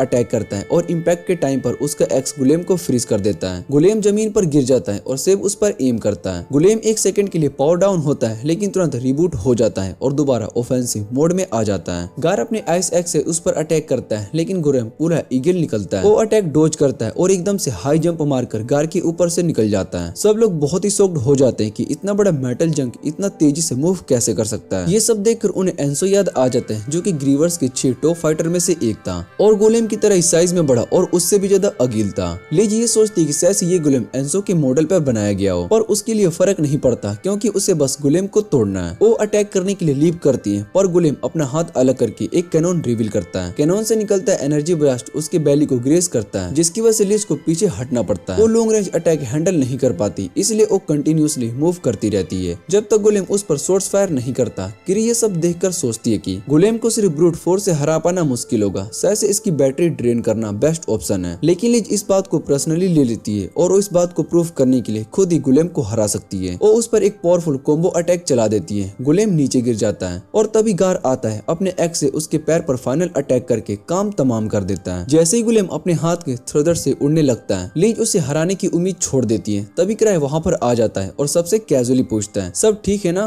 उसके सामने इतना बड़ा गोलेम खड़ा होता है लेकिन क्राय के चेहरे पर 1% भी टेंशन नहीं होती। सबको लगता है कि अब तो फाइट खत्म समझो क्योंकि सबसे पावरफुल हंटर आ चुका है। लेकिन बिना किसी वार्निंग के गोलेम तेजी से उड़ता है और सीधा क्राय की तरफ आता है। तीनों डर के मारे क्राय से चिपक जाती है। क्राय फिर भी ऐसा बिहेव करता है कि जैसे उसे कुछ भी ना पता हो। तभी अचानक गोलेम जमीन से टकरा जाता है और पीछे जा गिरता है जैसे किसी ने उसे धक्का दिया हो। गोलेम वॉल से टकराकर पावर डाउन हो जाता है। सब लोग हैरान होते हैं और क्राय से पूछते हैं इस बार कौन सा सीक्रेट मूव किया। लेकिन सच तो ये होता है कि क्राय ने तो गोलेम को देखा भी नहीं था, उसके लेंस से माना खत्म हो चुका था। क्राय उल्टा टीनो से पूछता है सब लोग इतने शॉक्ड क्यों लग रहे हैं, क्या हुआ। इस एक्सीडेंट के बाद फाइट ऑफिशियली खत्म मान ली जाती है और सभी ट्रेजर हंटर्स आसिक टावर के बेस में घुस के जितना कुछ मिलता है वो सब लूट लेते हैं। तभी क्राय को किरी का मैसेज मिलता है। वो क्राय का शुक्रिया अदा करती है कि उसने लिज को टाइम पर उनकी हेल्प के लिए भेजा। लेकिन ये वॉर अब भी पूरी तरीके से खत्म नहीं हुई होती है। किरी अब डिसाइड करती है कि वो खुद जाकर आसिक टावर को डिस्ट्रॉय करेगी। दूसरी तरफ वो प्रिजनर्स जो कि एस्केप हुए थे अब मैग्यूस और उसके बच्चे कुछ लोगों से मिलते हैं जो बैटल हारने के बाद वहाँ से भाग गए थे। प्रिजनर्स मैग्यूस को बताते हैं कि उनके दुश्मन ग्रुप में एक रेड हेयर्ड एल्केमिस्ट थी और वो 100% श्योर है कि वो सोफिया ही है। मैग्यूस सुनकर सोच में पड़ जाता है अगर सोफिया सच में उनके एनर्जी ग्रुप में घुस चुकी होती तो कुछ बदल हो सकता। लेकिन अब मैग्यूस में क्राय का सामना करने की हिम्मत ही नहीं बची। वो सोच भी नहीं सकता है कि क्राय के आगे क्या करेगा, इसलिए वो डिसाइड करता है कि अब उसके अंपायर को छोड़ देना चाहिए। वो अपने लोगों से कहता है कि तुरंत सोफिया को वापस बुलाओ। तभी सीन शिफ्ट होता है क्राय पर जो कि अब भी एक ऑफिशियल मीटिंग में होता है गार और उसकी एक सरकारी ऑफिसर के साथ। वो लोग क्राय से पूछते आसिक टावर के बारे में जितना पता हो सब बता दो। क्राय सीधा बोल देता है मुझे कुछ भी नहीं पता। वो कहते हैं कि किरी से पूछो, उसने सब कुछ हैंडल किया था। जब वो ऑफिसर किरी का नाम सुनता है तो सब घबरा जाते हैं। 3 साल पहले एक मेजर जेल ब्रेक हुआ था जिसका पूरा इल्जाम किरी पर लगा था। उस वजह से उसका रैंक गिरकर लेवल 2 पर आ गया और उसका टाइटल भी छीन लिया गया। लेकिन गार ने उस टाइम पर्सनली इंटरफेयर करके उसे इनोसेंट साबित किया। तब से सरकारी लोग किरी से दूर ही रहते हैं। फिर वापस आसिक टावर के टेम्परेरी बेस पर सीन आ जाता है। वहाँ मैग्यूस के डिसेबल एक लड़की को पकड़कर मैग्यूस के पास जाते हैं जो कि उनके हिसाब से सोफिया है। वो लड़की डर के मारे कांप रही होती है और वो पूछती है आप लोग मेरे साथ क्या करने वाले हो। मैग्यूस उससे कहता है कि एक्टिंग बंद करो, लेकिन लड़की बार बार इंसिस्ट करती है कि मैं सोफिया नहीं हूँ। तभी एक फ्लाइंग लायन आकर उसके ऊपर एग्रेसिव हो जाता है लेकिन उस लड़की पर अटैक नहीं करता। ये देखकर मैग्यूस फाइनली रियलाइज करता है कि शायद से ये लड़की सच कह रही है, ये सोफिया नहीं है। तभी असली सोफिया वहाँ पर आ जाती है हाथ में एक वाइन की बोतल लेकर। सब लोग बहुत ही कंफ्यूज हो जाते हैं लेकिन सोफिया को जैसे कुछ फर्क ही नहीं पड़ता। वो अपनी जैसी दिखने वाली उस लड़की को देखकर भी शांत रहती है। मैग्यूस उसे देखकर बहुत ही हैरान होता है लेकिन सोफिया कामली कहती है हाँ दोनों एक जैसे दिखते हैं, लेकिन अगर ध्यान से देखो तो फर्क भी तो बहुत है। और उसी पल वो अपने विग और रोब उतार देती है। सब शौक में चले जाते हैं क्योंकि अब सबको पता चलता है कि ये लड़की तो असल में कीरी थी। मैग्यूस गुस्से में चिल्लाता है कि तुमने हिम्मत कैसे की सोफिया का भेष बनाने की। कीरी उसे कामली जवाब देती है, मैग्यूस मैं ही तो सोफिया हूँ, तुम जानते हो ये बात। सब लोग अब और भी ज्यादा शौक में आ जाते हैं। उन्हें लगता है कि कीरी तो स्टार्टिंग में ही उनका धोखा दे रही थी, लेकिन कीरी उन्हें समझाती कि ऐसा कुछ भी नहीं था। मैंने असाकिक टावर सिर्फ इसीलिए ज्वाइन किया था क्योंकि मैं मैग्यूस के काम से बहुत ही प्रभावित थी। वो कहती कि आज भी वो मैग्यूस के नॉलेज के लिए जुनून और उसकी क्यूरियोसिटी की रिस्पेक्ट करती है, इसलिए उसने उसकी मदद की क्योंकि वो खुद भी देखना चाहती थी कि इस रिसर्च का क्या रिजल्ट होगा। लेकिन अब वो मैग्यूस को रोकने के लिए आई। कीरी बताती कि क्राई ने जब मैग्यूस के लोगों को पकड़ा था तब भी उन्हें छोड़ दिया बिना किसी सजा के। वो सिर्फ कीरी को सिग्नल दे रहा होता है कि अब सब कुछ बंद करो और वापस से लौट आओ। कीरी ये भी एश्योर करती कि उसने क्राई को कुछ भी लीक नहीं किया, लेकिन क्राई एक ऐसा इंसान है जो कि झूठ को भी देख सकता है। उसने पूरा इन्वायरमेंट इस तरह से सेट किया था ताकि तुम लोग अपनी रिसर्च को स्ट्रॉन्ग हंटर्स के अगेंस्ट टेस्ट कर सको, और मोस्टली वो टेस्ट सक्सेसफुल रहा। जब कल रात गोलेम ने क्राई पर अटैक किया था तब कीरी ने आकर बीच में उसको रोका क्योंकि वो नहीं चाहती थी कि वो कम्प्लीटली डिस्ट्रॉय हो जाए। कीरी सबको बताती कि रिसर्च कॉन्सिफिकेट हो चुकी है और अब सभी लोग अरेस्ट होने वाले हैं, लेकिन वो कहती कि रिसर्च बंद नहीं होगी, वो इसे सीक्रेटली कंटिन्यू करेगी। वो कामली कहती है क्योंकि जो इंसान सोफिया के नाम से जाना जाता था वो तो कभी था ही नहीं, तो पकड़ा कैसे जाएगा। अब सारी जिम्मेदारी मैग्यूस पर आने वाली थी। उसके बाद कीरी अपने असिस्टेंट के पास जाती है और उससे कहती है, तुम्हारी यूनिक रेड बालों ने मुझे भीड़ में अलग दिखने का चांस दिया, इसलिए मैंने तुम्हारा लुक बोरो किया। वो लड़की रो पड़ती है और जमीन पर गिर जाती है। तभी एशिक टावर के डिसेबल कीरी पर अटैक करने के लिए आगे बढ़ते हैं, लेकिन कीरी तुरंत फ्लाइंग लायन को बुलाती है और उससे कहती है कि लायन उसके सामने आ जाता है और सब लोग पीछे हट जाते हैं। मैग्यूस इस बार एक पावरफुल फायर स्पेल करता है जिससे कि लायन मर जाता है, लेकिन कीरी बिल्कुल भी सेफ रहती है। क्यों?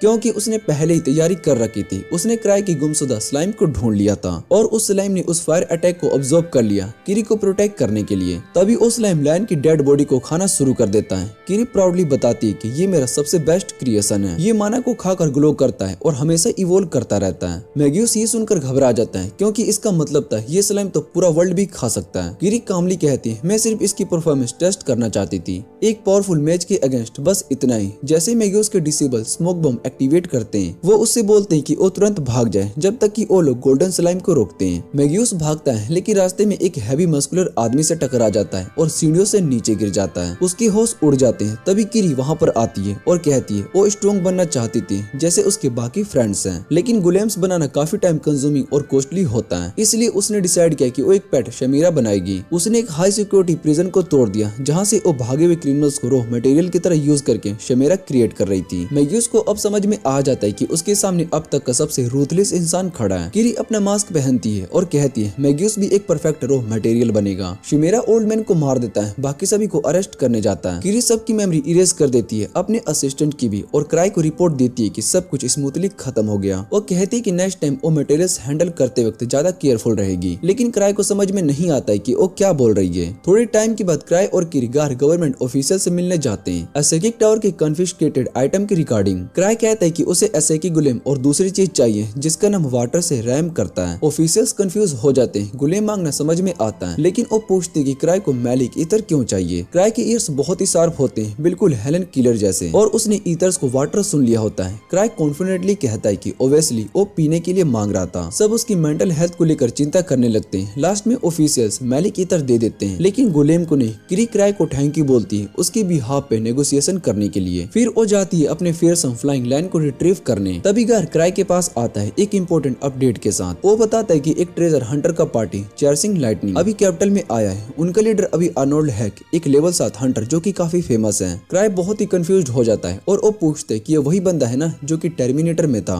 गार हंस पड़ता है और कहता है कि आर्नोल्ड ने एक ड्रैगन को मारा था। वो क्राई के शोल्डर पर हल्की सी टेप देता है और कहता है कि आर्नोल्ड से पंगा मत लेना, लेकिन उसकी हल्की से टेप से ही कीरी का एक सेफ रिंग टूट जाता है। गार चला जाता है और क्राई एक पोस्टर नोटिस करता है ग्रैंड रैलिक एक्यूशन होने वाला है जहाँ रेयरेस्ट और बेस्ट रेलिक्स होंगे। वो काफी एक्साइटेड हो जाता है, लेकिन उसके बैंक अकाउंट में उतने पैसे नहीं होते। क्राई सोचते कि क्या उसे कीरी से थोड़ा पैसे उधार ले लेना चाहिए, जबकि अभी तक उसने पिछली बार का उधार भी वापस नहीं किया। तभी क्रिस रिसेप्शनिस्ट उसके पास आती है और अपना नाम बताती है, चोली, गार की भतीजी, और मुस्कुराते हुए कहती कि उनके अंकल तो काफी अच्छे मूड में लग रहे थे। क्राई मजाक में कहता है कि वो लोग किसी नए बंदे आर्नोल्ड ऑयल के बारे में बात कर रहे थे। तभी किरी वहाँ पर पहुँचती है और दोनों क्लेन की तरफ से निकल जाते हैं। रास्ते में उनकी मुलाकात होती है नए बंदे आर्नोल्ड और उनकी पार्टी से। क्लेन पहुंचकर किरी उन्हें एक छोटी सी मैलिक ईथर दिखाती है जो कि काफी क्यूट लगती है। उसने उसे ये सिखाया होता है वो ना तो किरी और ना ही क्राई को कोई नुकसान नहीं पहुंचाएगी। वो बेबी क्राई के ऊपर कूद जाता है खेलने के लिए, लेकिन उसके सिंपल प्लेफुल टच से भी क्राई के सेफ रिंग्स एक्टिवेट हो जाते हैं। फिर किरी डिसाइड करती है कि उसका नाम गेटोरेड रखेगी, क्योंकि क्राई ने उसे पहली बार देखकर सोचा था कि वो कुछ पीने वाली चीज है। अब क्राई इस मिसअंडरस्टैंडिंग को लेकर ज्यादा नहीं सोचता है, क्योंकि उसका ध्यान अपने रेलिक्स रिचार्ज करने में लगा होता है। लेकिन तभी उसे पता चलता है कि उसकी दोस्त लूसिया, जो कि उनकी पार्टी की मेड है, वो घर वापस नहीं जा रही है, क्योंकि डंजन्स में से एक बहुत ही पावरफुल बॉस मॉन्स्टर उनका सामने आ गया है। इस बात पर किरी क्राई को एक स्पेशल रैलिक देती है जिसमें एक इमरजेंसी स्पेल स्टोर किया जा सकता है। क्राई के पास ऑलरेडी एक रैलिक होती है, लेकिन किरी कहती है कि वो इसे भी रखे, शायद अपने लेफ्ट हैंड के रिंग के फिंगर में। उसके बाद किरी उसे एक मैसेज देती है जो किरी खुद ज्यादा इंजॉय करती है क्राई से भी ज्यादा।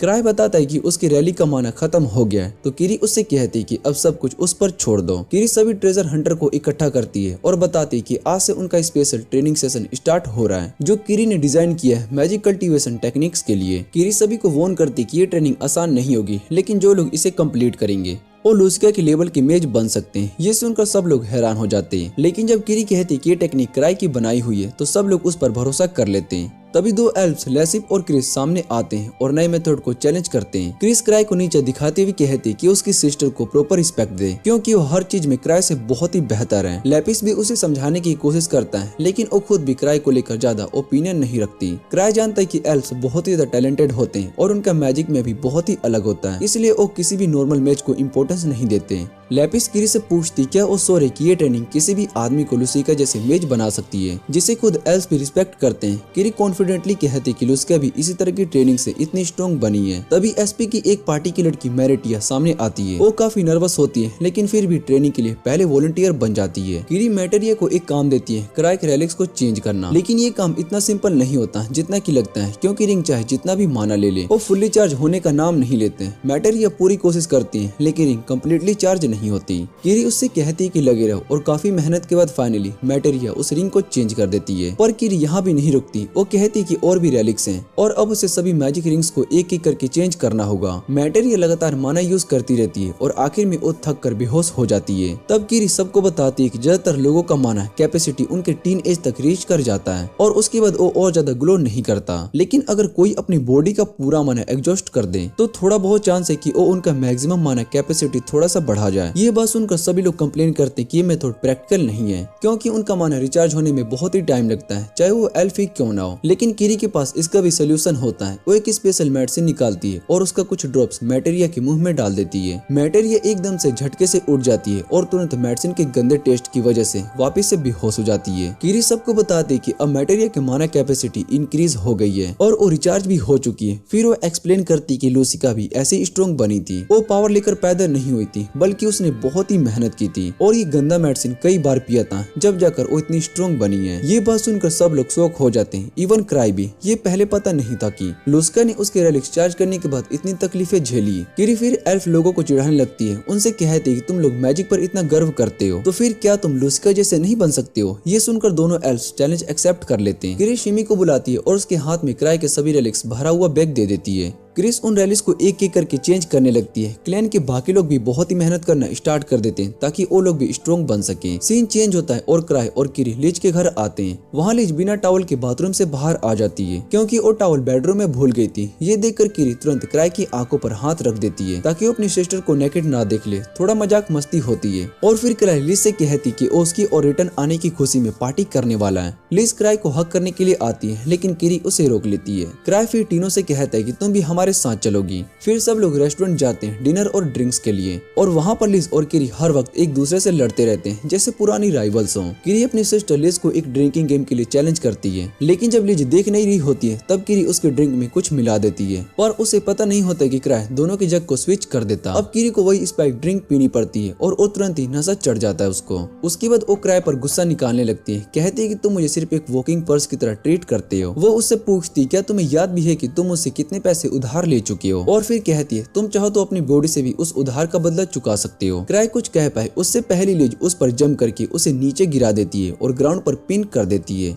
तभी अचानक से बाहर से कुछ कमोशन सुनाई देता है। पता चलता है कि एक ट्रेजर हंटर गलती से एक आदमी से टकरा गया जिसका नाम आर्नोल्ड होता है, जिसका टेम्पर उतना ही छोटा होता है जितना कि उसका छोड़ो पीपी साइज। आर्नोल्ड के साथ आने वाले सब लोग धमकाते हैं कि सब उसकी रिस्पेक्ट दो क्योंकि वो एक ड्रैगन स्लेयर है और लेवल 7 ट्रेजर हंटर है। ये सुनकर लिज और किरी दोनों बहुत ही क्यूरियस हो जाते हैं। अब आर्नोल्ड फुल एटीट्यूड में आता है और इनकीपर से कहता है कि उसके लिए ड्रिंक और लड़कियां लाओ। तभी लिज उसके पास जाकर कहते हैं कि मैं तुम्हारी दोनों डिमांड को पूरा करने के लिए आई हूँ। आर्नोल्ड उसे ब्राड कहकर वापस भेजने को कहता है, लेकिन लिज तुरंत अपना ड्रिंक उसे सिर पर डाल देती है। सब लोग ये देखकर बहुत ही शौक में आ जाते हैं, लेकिन लिज यही नहीं रुकती। वो अपने जग उसके सर पर तोड़ देती है और फिर उस पर पैर रखकर कहती है कि तू वीक है और तुझे लेवल 7 रैंक मिलने का कोई हक नहीं है। आर्नोल्ड इतना गुस्सा हो जाता है कि कुछ भी नहीं बोल पाता। क्राई तुरंत वहाँ पर आता है और लिज को वहाँ से ले जाता है और आर्नोल्ड उसके ड्रंक बिहेवियर के लिए माफी मांगता है। अगले दिन ईवा क्राई को बताती है कि जिसको कल लिज ने मारा था वो ट्रेजर हंटर आर्नोल्ड था। वो कहती है कि उनका ग्रुप गलत था क्योंकि उन्होंने बिना वजह के फाइट की थी, लेकिन फिर भी आर्नोल्ड ने एक लाइटिंग ड्रैगन को हराया था, इसलिए उन्हें उससे माफी मांग लेनी चाहिए। क्राई कहती है कि बस लिज का वो जग वाला हिट इतना स्ट्रॉन्ग है कि आर्नोल्ड सब कुछ भूल जाए, लेकिन फिर भी वो एवा से कहती कि आर्नोल्ड के साथ एक मीटिंग सेट करो और गार को मेडिएटर बना दो। जब लाइटनिंग ड्रैगन की बात चालू होती है तो क्राई सडनली बोलता है कि अगर उसे ड्रैगन को सही तरीके से ग्रिल किया जाए तो वो बहुत ही टेस्टी लगेगा। ये सुनकर ईवा शॉक हो जाती है। वो कहती है कि ड्रैगन का पूरा बॉडी रेयर इंग्रेडिएंट से भरा होता है, कोई भी उसे खाने के बारे में सोचता भी नहीं। क्राई फिर कहता है कि एक बार किरी ने उसके लिए ड्रैगन स्टेक बनाया था, वो भी काफी टेस्टी। फिर वो रैम्बलिंग करता है कि लाइटनिंग ड्रैगन कितने डिलीशियस होते हैं और एंड में कहता है कि मुझे सीरियसली मत लेना, बस मुझे मीट की कर्विंग हो रही है। दूसरी तरफ आर्नोल्ड के साथी अब भी बार वाले सीन में घुसे होते हैं, लेकिन आर्नोल्ड क्लियरली समझ जाता है कि लिज काफी स्ट्रॉन्ग है। आर्नोल्ड अपनी बेइज्जती को इतनी आसानी से भूलने वाला नहीं होता, इसलिए वो अपनी क्रू के साथ गिल्ड पहुंचता है। वहाँ रिसेप्शनिस्ट उनसे पूछती क्या वो कंप्लेंट फाइल करने आए, क्योंकि उसने सुना था कि बार में उनकी अच्छी खासी पिटाई हुई थी। तभी एक बंदा जो कि आजो जैसे हेयर स्टाइल रखता है बोलता है कि वो लोग कंप्लेंट करने नहीं आए बल्कि उस लड़की का नाम जानने के लिए आए जिसने उसके बॉस पर अटैक किया था। तभी वहाँ पर गार आता है और आर्नोल्ड से कहता है कि जिस लड़की को वो आर्नोल्ड कह रहा है उसका नाम लिज है और उसका निक नेम है स्टीफील्ड शैडो, क्योंकि उसकी मूवमेंट्स इतनी फास्ट और साइलेंट होती है कि किसी को कुछ भी समझ में नहीं आता। आर्नोल्ड उससे गुस्से में पूछता है कि तू कौन है बे। गार अपना इंट्रोडक्शन देता है और बताता है कि उसे पहले ही पता था कि आर्नोल्ड की पार्टी शहर आने वाली है और इसलिए उसने लिज के गार्डियंस को वार्निंग भी दी थी, लेकिन वो शायद भूल गया। ये सुनकर आर्नोल्ड के साथी और भी गुस्से में आ जाते हैं कि किसी ने उनके बॉस को इग्नोर कैसे कर दिया। फिर गार उनसे कहता है कि उन्होंने क्राई को बार में देखा होगा। वो बताता है कि क्राई चाहे जितना भी इजी गोइंग लगे असल में वो एक लेवल 8 ट्रेजर हंटर है जिसका टाइटल है 1000 ट्रिक्स। ये सुनकर सब लोग शॉक हो जाते हैं। गार उन्हें एश्योर करता है कि क्राई बुलिंग बिल्कुल बर्दाश्त नहीं करता। वो कहता है कि जब तक तुम लोग सीधे रहोगे तब तक क्राई लिज को कंट्रोल में रखेगा। फिर वो बताता है कि क्राई ने उनके लिए एक मैसेज भी भेजा है और अपनी पॉकेट से एक छोटी सी स्लिप निकाल कर पढ़ता है, lightning dragon must be really delicious, Arnold should bring me some. ये पढ़ते ही गार वहाँ से निकल जाता है, लेकिन आर्नोल्ड का गुस्सा अब भी लिमिट क्रॉस कर चुका होता है। वो उस मैसेज को एक इंसल्ट और चैलेंज समझ लेता है और अपनी पार्टी को फाइट के लिए तैयार रहने को कहता है। दूसरी तरफ क्राई अपने ऑफिस में ईवा से बात कर रहा होता है। वो बताता है कि उसका किरी के ऊपर डिबेट अब 10 डिजिट तक पहुंच चुका है। ये सुनकर ईवा के तो होश उड़ जाते हैं। क्राई उसे शांत होने के लिए कहता है और फिर बताता है कि किरी ने 2 सोल्यूशन सजेस्ट किए। पहला सोल्यूशन ये है कि क्राई उसे जेल में डाल दे, जैसे इलीगल डिबेट कैंसिल हो जाएगा, लेकिन ओवेसली क्राई ऐसा नहीं कर सकता। दूसरा सोल्यूशन ये है कि वो किरी से शादी कर ले, क्योंकि उस केस में ये डिबेट फैमिली एक्सपेंसिव बन जाएगा और किसी भी तरीके का रीपेमेंट नहीं बचेगा। क्राई मजाक में कहता है कि शायद मेरी शादी ही मेरा डिबेट मिटाने का लास्ट रास्ता है। फिर वो ईवा से कहता है कि गुस्सा मत हो, वो सब पैसे वापस करेगा। ईवा उससे कहती है कि अगर वो नए डिबेट्स लेना पसंद कर दे तो अपने पार्टी की इनकम से वो किरी का पूरा डिबेट चुका सकता है, लेकिन क्राई को लगता है कि ये मुश्किल होने वाला है क्योंकि ग्रैंड एक्विजिशन भी अभी जल्दी आने वाला है। उसी वक्त आर्नोल्ड के साथ ही शहर में लोगों से क्राई के बारे में इंफॉर्मेशन मांग रहे होते हैं, लेकिन सब लोग सिर्फ इतना कहते हैं कि क्राई के पास फ्यूचर देखने की एबिलिटी है और अब तो मिशन पर भी नहीं जा सकता क्योंकि उसे सब कुछ बोरिंग लगते हैं। आर्नोल्ड के लोग अपने बेस वापस जाकर उसे सब कुछ बताते हैं। आर्नोल्ड उनसे कहता है कि ये सब सिर्फ बकवास है, लोगों ने ये स्टोरी इसलिए बनाई है क्योंकि उन्हें असली सच पता नहीं है, लेकिन फिर भी वो क्राई के लेवल 8 हंटर होने का फैक्ट इग्नोर नहीं कर सकता। उसकी दिमाग में एक बात क्लियर होती है, क्राई डेफिनेटली कोई स्ट्रेटजिस्ट होगा जो अपनी पार्टी को लीड करके यहाँ रैंक हासिल की है। आर्नोल्ड को लगता है कि क्राई वीक नहीं है, बट वो श्योर है कि एक लेवल 7 फाइटर होने के नाते वो क्राई से इजिली बेटर होगा। दूसरी तरफ क्राई अपने राज के स्ट्रेस को भूलने के लिए बालकनी में आराम से सनशाइन एंजॉय कर रहा होता है। होता है। तभी अचानक टीनो वहाँ पर जम करके आ जाती है क्योंकि उसे लगता है कि क्राई उसे स्माइल कर रहा था। वो एक्साइटेड होकर पूछती है, मैं आपके लिए क्या कर सकती हूँ। क्राई मजाक में बोलता है कि थोड़े पैसे चाहिए। टीनो थोड़ी सैड हो जाती है, फिर भी अपनी सेविंग में कुछ पैसे देने को तैयार हो जाती है। क्राई उससे कहता है कि वो उससे कुछ भी नहीं लेगा क्योंकि उस पर ऑलरेडी किरी का 10 डिजिट का लोन चढ़ गया है। ये सुनकर टीनो बहुत ही शॉक्ड हो जाती है, लेकिन जब क्राई कैजुअली बोलता है कि अगर वो किरी से शादी कर ले तो ये लोन खत्म हो जाएगा, टीनो इतनी शॉक्ड हो जाती है कि खांसी के साथ साथ खून तक निकल देता है। उसे लगता है कि किरी क्राई को अपना पूरा बना लेना चाहती है।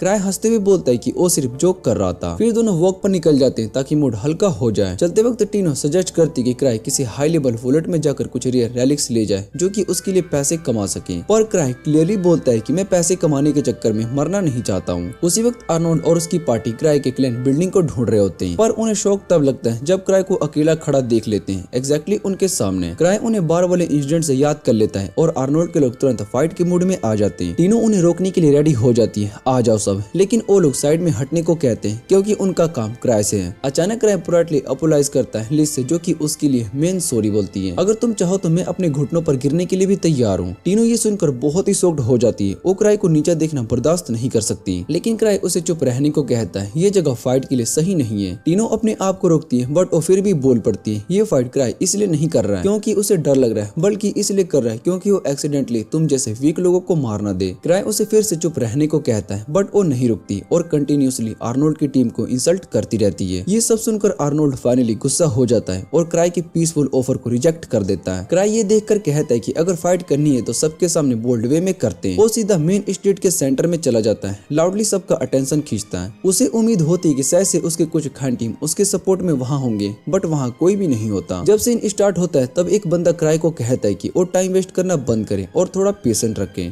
फिर उसे हंटर ए कहकर बुलाता है। ये सुनकर सामने वाला बंदा चौंक जाता है क्योंकि ये उसका असली नाम होता है। वो हैरानी से क्राई से पूछते हैं कि तुम्हें मेरा नाम कैसे पता चला। तब आर्नोल्ड आगे आता है और कहते हैं कि क्राई दुश्मनों की ट्रैप में गिर रहा है। वो क्राई को सीधा बोलता है कि उसे पता है कि क्राई का लेवल 8 तक सिर्फ लक और अपने दोस्तों की हेल्प से पहुंचा है और असली में वो खुद बहुत ही वीक है। ये सुनकर टीनो को बहुत ही बुरा लगता है। वो गुस्से में आर्नोल्ड से कहती है कि मैं अपने मास्टर की इंसल्ट बर्दाश्त नहीं कर सकती। आर्नोल्ड उसकी आंखों में ओ फायर देखता है, लेकिन उसे पता होता है कि अभी टीनो अपनी असली पोटेंशियल से काफी दूर है। टीनो फिर क्राई की तरफ देखती है और उससे परमिशन मांगती है, क्या मैं आपकी होनर के लिए फाइट कर सकती हूँ? और क्राई ये पागल इंसान उसे हाँ बोल देता है। आर्नोल्ड भी थोड़ा टेंशन में आ जाता है क्योंकि उसे लगा था कि क्राई उस लड़की को रोक देगा, लेकिन क्राई कहता है अगर टीनो ये चाहती तो मैं उसकी विश की रिस्पेक्ट करूंगा। टीनो अटैक करना स्टार्ट कर देती है, लेकिन आर्नोल्ड सिर्फ उसके अटैक को ब्लॉक करता है। उस टाइम क्राई इधर उधर देख रहा होता है, शायद से सोच रहा होता है कि उसके क्लैन का कोई स्ट्रॉन्ग बंदा आ जाए। टीनो उससे कहती है मुझे देखो, और क्राई चीयर करता है, तुम जीत जाओगी, बस थोड़ा एफर्ट डालो। ये सुनकर आर्नोल्ड का गुस्सा फट जाता है और टीनो को जमीन पर स्लैप कर देता है और क्राई से कहता है तू समझता है क्या है अपने आप को। क्राई शांत होता है और कहता है मैं कोई खास नहीं हूँ, लेकिन मैं अपने लोगों को तकलीफ नहीं पहुँचाने दूंगा। फिर वो अपना यूनिक रैलिक निकालता है जो कि उसे लूसिया ने दिया था और उसे आर्नोल्ड को रोकने का डिसाइड करता है। उस मोमेंट में वो उसे टाइम याद करता है जब उसने लूस्का से एक ऐसे स्पेल बनाने को कहा था जो एनिमी को बिना हट किए रोक सके और उसकी इनोसेंट को इफेक्ट ना करे। लूस्का ने उस वक्त कहा था कि ऐसी मैजिक बनाना इम्पॉसिबल है, लेकिन एंड में उसने वैसा ही एक स्पेल क्रिएट कर दी। अब क्राई उसी ग्रेविटी मैजिक का यूज करता है जिसे आर्नोल्ड और उसके साथी जमीन से चिपक जाते हैं। आर्नोल्ड गुस्से में पूछते हैं क्या तू एक माँ? लेकिन क्राई सिर्फ कहता है ये मैटर नहीं करता है कि मैं क्या हूँ। वो स्पेल का इफेक्ट सिर्फ टीनो से हटा देता है और आर्नोल्ड से कहता है कि अगर तुम मुझसे दोबारा लड़ना चाहते हो तो प्रॉपर प्रोसेस फॉलो करो। वो आर्नोल्ड को बोलता है कि वो पहले उसकी क्लैन के टॉप 3 स्ट्रॉन्गेस्ट पार्टीज को हराए, फिर उससे चैलेंज करें। और वो पार्टीज किसी आम बंदे की नहीं बल्कि आर्क और स्पिन जैसे पावर हाउस के अंडर है। आर्नोल्ड गुस्से में क्राई को कर्स करता है, लेकिन स्पेल का इफेक्ट से वो बेहोश हो जाता है। सीन कट होता है, क्राई टीनो को डिजर्ट खिलाने ले जाता है और टीनो दुखी होती है कि उसकी एक्सपेक्टेशन पे खरा नहीं उतर पाई। क्राई उससे कहता है कि वो इतना माइंड ना करें, लेकिन टीनो उससे कहती है कि मुझे एक ऐसे वॉलेट का लोकेशन बताओ जहाँ से मैं प्रीक्यूस रेलिक्स ला सकूं ताकि तुम्हारा थोड़ा डेबिट चुका सकूं। क्राई कंफ्यूज होता है, उसे समझ में नहीं आता है कि वो क्या है। अगले दिन आर्नोल्ड और उसके साथी फ्रस्ट्रेशन में बैठकर दारू पी रहे होते हैं। क्राई के हाथों से मिली बेइज्जती अभी तक उनके दिमाग में घूम रही होती है। आर्नोल्ड और उसके साथी अब भी गुस्से से भरे होते हैं। उन्हें निशाना मारने के बाद बिना किसी चोट पहुंचाए क्राई ने उन्हें इजीली हराया था और ऊपर से ये कहकर गया था कि अगर उसे दोबारा से लड़ना है तो पहले उसके क्लैन के स्ट्रॉन्गेस्ट पार्टिस्ट को हराना पड़ेगा। तभी एक बंदा आता है जिसका हेयर स्टाइल वासु और पुनार का मिक्स लगता है। वो एक रिकॉन मिशन से वापस आया होता है। वो आर्नोल्ड को बताता है कि उसने उन 3 टॉप पार्टी से मिलने की कोशिश की जिनके बारे में क्राई ने कहा था, लेकिन हर जगह उसे या तो डिसअपॉइंटमेंट मिली या फिर इग्नोर कर दिया गया। सेव नाम के बंदे ने तो सीधा कह दिया था कि क्राई सिर्फ मजाक कर रहा है और उन्हें उसे सीरियसली लेने की कोई जरूरत नहीं है। फिर वो एक एल्फ गर्ल के पास गया जो रैलिक रिलीफ कर रही होती है क्योंकि उसकी पार्टी भी टॉप 3 में आती है, लेकिन उसने भी बोल दिया कि वो लोग क्राई के अंडर नहीं है और उसकी बकवास में इंटरेस्टेड भी नहीं रखते। और जब वो आर्क की पार्टी के पास गया तो उसे आर्क से मिलने का मौका नहीं मिला। उसकी टीम के लोगों ने कह दिया कि क्राई की किसी बात पर भरोसा मत करो। आर्नोल्ड जो कि पूरा टाइम अपने बर्थडे शूट में घूम रहा होता है, ये सब सुनकर और भी गुस्से में आ जाता है और कसम खाता है कि वो क्राई से बदला लेगा। लेकिन उसका एक और साथी उसे समझाता है कि हमें ग्रैंड एक्वेशन का वेट करना चाहिए जहाँ से हम बेटर गियर बाय कर सकते हैं और अगर लक अच्छा रहा तो अपना वो अजीब सा रैलिक जो कि हमारे किंगडम में अनसोल्ड रहा उसे भी बेच सकते हैं। दूसरी तरफ क्राई और टीनो एक रैली शॉप में होते हैं जहाँ वो अपने रिसेंटली मिले रैली को एक्सपर्ट से एनालाइज करवाना चाहते हैं। टीनो क्राई को बताते कि उसने ये रैलिक एक लेवल 1 ट्रेजर वॉलेट से क्राई की एडवाइस फॉलो करके फाइंड किया था। शॉप का ओल्ड मैन ये सुनकर चौंक जाता है क्योंकि वो रैली काफी हाई लेवल होती है। क्राई खुश हो जाता है और रैली के इफेक्ट के बारे में पूछता है, लेकिन ओल्ड मैन कहता है कि उसे टेस्ट करने के लिए टाइम लगेगा क्योंकि उसके पास ऑलरेडी बहुत ही सारे रैलिक है जिनका अप्राइजल करना बाकी है, स्पेशली एक्वेशन के लिए। क्राई और एक्साइटेड हो जाता है और ओल्ड मैन से कहता है कि वो उसे और रैलिक दिखाए जो कि एक्वेशन में बेचे जाएंगे और तब तक वो टीनो से बात करें। ओल्ड मैन इस बात को मान लेता है क्योंकि टीनो उसे अपनी ग्रैंड डॉटर की याद दिलाती है। वो टीनो से पूछते कि सब कुछ ठीक चल रहा है ना,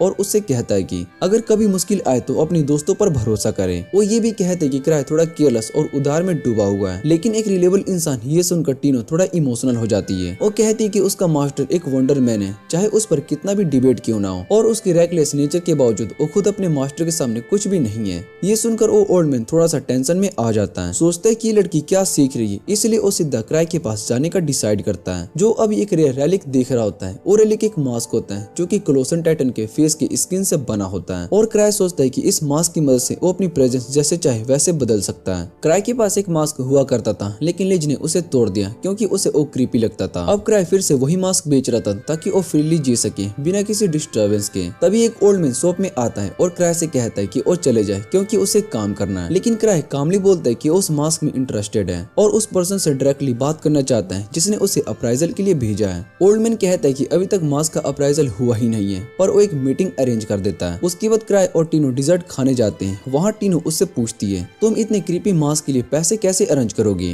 वो बताते हैं कि ऑलरेडी अपनी रिसर्च और फ्री मोनो पोशन के लिए काफी पैसा खर्च कर रही है, इसलिए उसके पास कुछ ज्यादा पैसे नहीं है। ये सुनकर क्राई थोड़ा टेंशन में आ जाता है। जब वो क्लैन बिल्डिंग की तरफ वॉक करता है उसके माइंड में आता है अगर लिच ने पैसे मांगे तो वो डेफिनेटली किसी को लूट लेगी। फिर उसके दिमाग में आता है क्या कोई और भी है जो कि इतने बड़े अमाउंट का पैसा दे सकता है। तभी उसकी नजर एक नोबल के कैरेज पर पड़ती है जो कि उनके बिल्डिंग के बाहर खड़ा होता है। उसी वक्त एक ब्लोंड गर्ल आर्क के साथ वहाँ पर आती है। वो आर्क का थैंक्स कहती है टूर के लिए और कहती है बाकी सभी हंटर्स तो स्टूपिड्स एस होल है, लेकिन आर्क एक ट्रू जेंटलमैन है। क्राई और टीनो बॉस उसे साइलेंटली देखते हैं। ब्लोंडी फिर उसे रूडली पूछती है क्या देख रहे हो? आर्क उस लड़की को इंट्रोड्यूस करवाता है। उसका नाम होता है क्लियर, एक एरल की डॉटर, और वो क्राई को उसका क्लैन का मास्टर कहता है। क्लियर कहती है कि उसने क्राई के बारे में बहुत ही सुना है पर उसे देख के नहीं लगता कि वो लेवल 8 का बंदा है। फिर वो और ज्यादा शेड मारती हुई बोलती है एक वीकलिंग जैसे तुम्हारे जैसे बंदा आर्क के ऊपर नहीं होना चाहिए, लेकिन क्राई उसकी बातों से बस स्माइल करता हुआ सुनता है। क्लियर थोड़ा और फ्रस्ट्रेटेड हो जाती है और पूछती है तुम रिएक्ट क्यों नहीं कर रहे हो? क्राई पोलाइटली बोलता है मैं छोटी जगह से आया हूँ, पुअर था, इसलिए मेरे मैनर्स थोड़े स्लो है, इसलिए मैं नोबल के सामने ज्यादा रिएक्ट नहीं करता। उसकी बात सुनकर क्लियर सडनली थोड़ा गिल्टी फील करने लगती है और तुरंत वहाँ से चली जाती है। क्राई फिर आर्क से थोड़ा स्मॉल टॉक करता है और उससे कैजुअली पूछता है तुम्हारे पास पैसे हैं क्या? आर्क समझ जाते हैं कि क्राई एक रैली के एक्वेशन में पार्टिसिपेट करना चाहता है और वो डायरेक्टली उसे मना कर देता है। क्राई डिसअपॉइंटेड फील करता है और स्पिन के पास भी सेम रिक्वेस्ट लेकर जाता है। आर्क इस बात पर जोर जोर से हंस पड़ता है। क्राई के क्लैन में सबको ये बात पता चल जाती है। वो पैसे बोरो करना चाहता है एक रैली के लिए और ये न्यूज पूरे सिटी में स्प्रेड हो जाती है। लोग सोचने लगते हैं कि अगर क्राई इतना डिस्परेट है तो शायद से वो कोई लेजेंडरी आर्टिफैक्ट होगा, इस वजह से उसकी वैल्यू और भी बढ़ने लगती है। लेकिन क्राई फिर भी किसी से पैसा नहीं ले पाता, इसलिए फाइनली उसे किरी के पास से ही वापस जाना पड़ता है। किरी क्राई से कहती कि उसे जितना पैसा चाहिए वो उसे उतना देगी और अपनी जरूरत को भी उसके पीछे रख देगी। ये सुनकर क्राई थोड़ा सा गिल्टी फील करता है, उसे काफी अनकंफर्टेबल लगता है। दोनों एक कैफे में बैठकर रैली के ओनर का वेट करते हैं और क्राई होप करता है कि नेगोशिएशन सक्सेसफुल हो जाए। लेकिन जैसे ही ओनर आता है क्राई के होश उड़ जाते हैं क्योंकि वो कोई और नहीं बल्कि आर्नोल्ड होता है, जो खुद क्राई को देखकर बहुत ही शॉक्ड होता है। दोनों टेबल पर बैठे होते हैं, डील की बात शुरू होती है। किरी और आर्नोल्ड एक साथ माइंड गेम खेलने लगते हैं। तभी वो बड़ा सा गाय बोल पड़ता है। वो कहता है कि हमें तो ये भी नहीं पता है कि मास्क करता क्या है, लेकिन अगर क्राई इतना डिस्परेट है इसे खरीदने के लिए तो जरूर कुछ जानता होगा।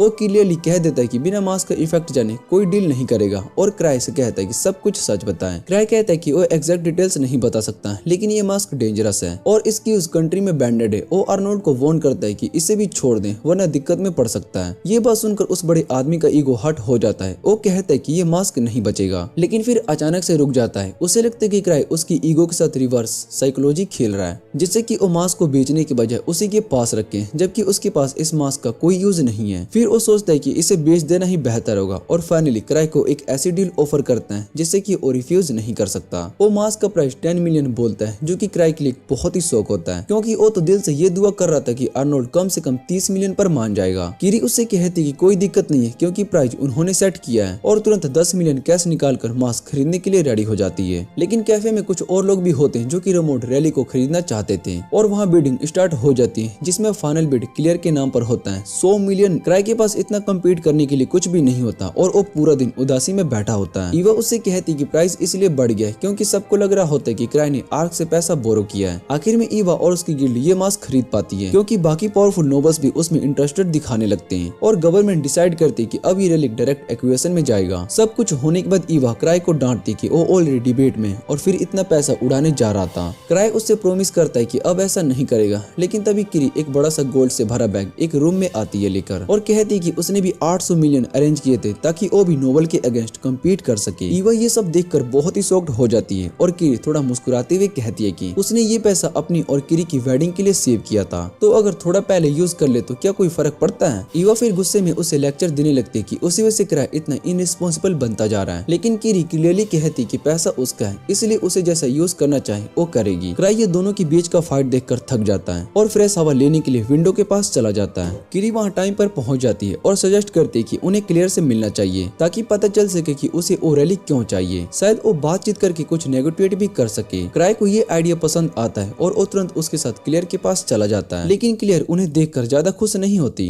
वो क्राई से कहते कि उसमें भी आर की तरह हिम्मत है सीधा उसके पास आने की। क्राई उसे क्लियरली बोलता है कि आर का राइवल नहीं है, बस एक फ्रेंड है। क्राई अपनी फीलिंग्स को क्लियर कर देता है और वो मानता है कि वो अभी तक आर्क से आगे नहीं निकला, लेकिन क्लियर को लगता है कि उसके क्रश का मजाक उड़ा रहा है। तभी क्लियर डिक्लेयर करती है कि वो चाहे कुछ भी हो जाए स्ट्रॉन्गेस्ट रैली खरीदेगी और आर्क को देगी ताकि वो सबसे पावरफुल बन सके। क्राई उसे समझाता है कि आर्क इससे खुश नहीं होगा क्योंकि सिर्फ एक रैली से कोई स्ट्रॉन्गेस्ट नहीं बन सकता, लेकिन क्लियर हार मानने के मूड में नहीं होती। उसके अंदर भी एक जिद होती है, वो ये रैली सिर्फ आर्क के लिए खरीदेगी। तब किरी उसे बताती कि उसका बजट है 200 मिलियन बक्स का और अगर क्लियर इतना अरेंज नहीं कर सकती तो उसे पीछे हट जाना चाहिए। ये सुनकर क्लियर का मन थोड़ा सा टूट जाता है क्योंकि उसके पास इतना पैसा नहीं होता, लेकिन जब वो अपने डैड के पास जाती है तो वो देखती कि अगर वो क्राई से हार गया तो उनका फैमिली ने बदनाम हो जाएगा, इसलिए अपने सेविंग का पैसा निकालने के लिए रेडी होते हैं, चाहे लोन ही क्यों न लेना पड़े, बस क्लियर को क्राई से जीतना ही होगा। एक्वेशन के दिन आ जाता है। किरी और क्राई एक्वेशन हाउस जा रहे होते हैं जिनके पास अब 950 मिलियन बक्स का स्ट्रॉन्ग बजट होता है। किरी कहती है कि वो और भी पैसा अरेंज कर सकती है, लेकिन क्राई उसे रोकता है और कहता है कि इतना काफी है और उसे और बर्डन लेने की जरूरत नहीं है। किरी थोड़ा इमोशनल हो जाती है और उस पर लीन करने लगती है, लेकिन तभी लिज क्राई को खींच लेती है अपनी तरफ और कहती है कि अगर वो लोग एक्वेशन में मास्क नहीं जीत पाए तो वो उसे चुरा भी सकती है।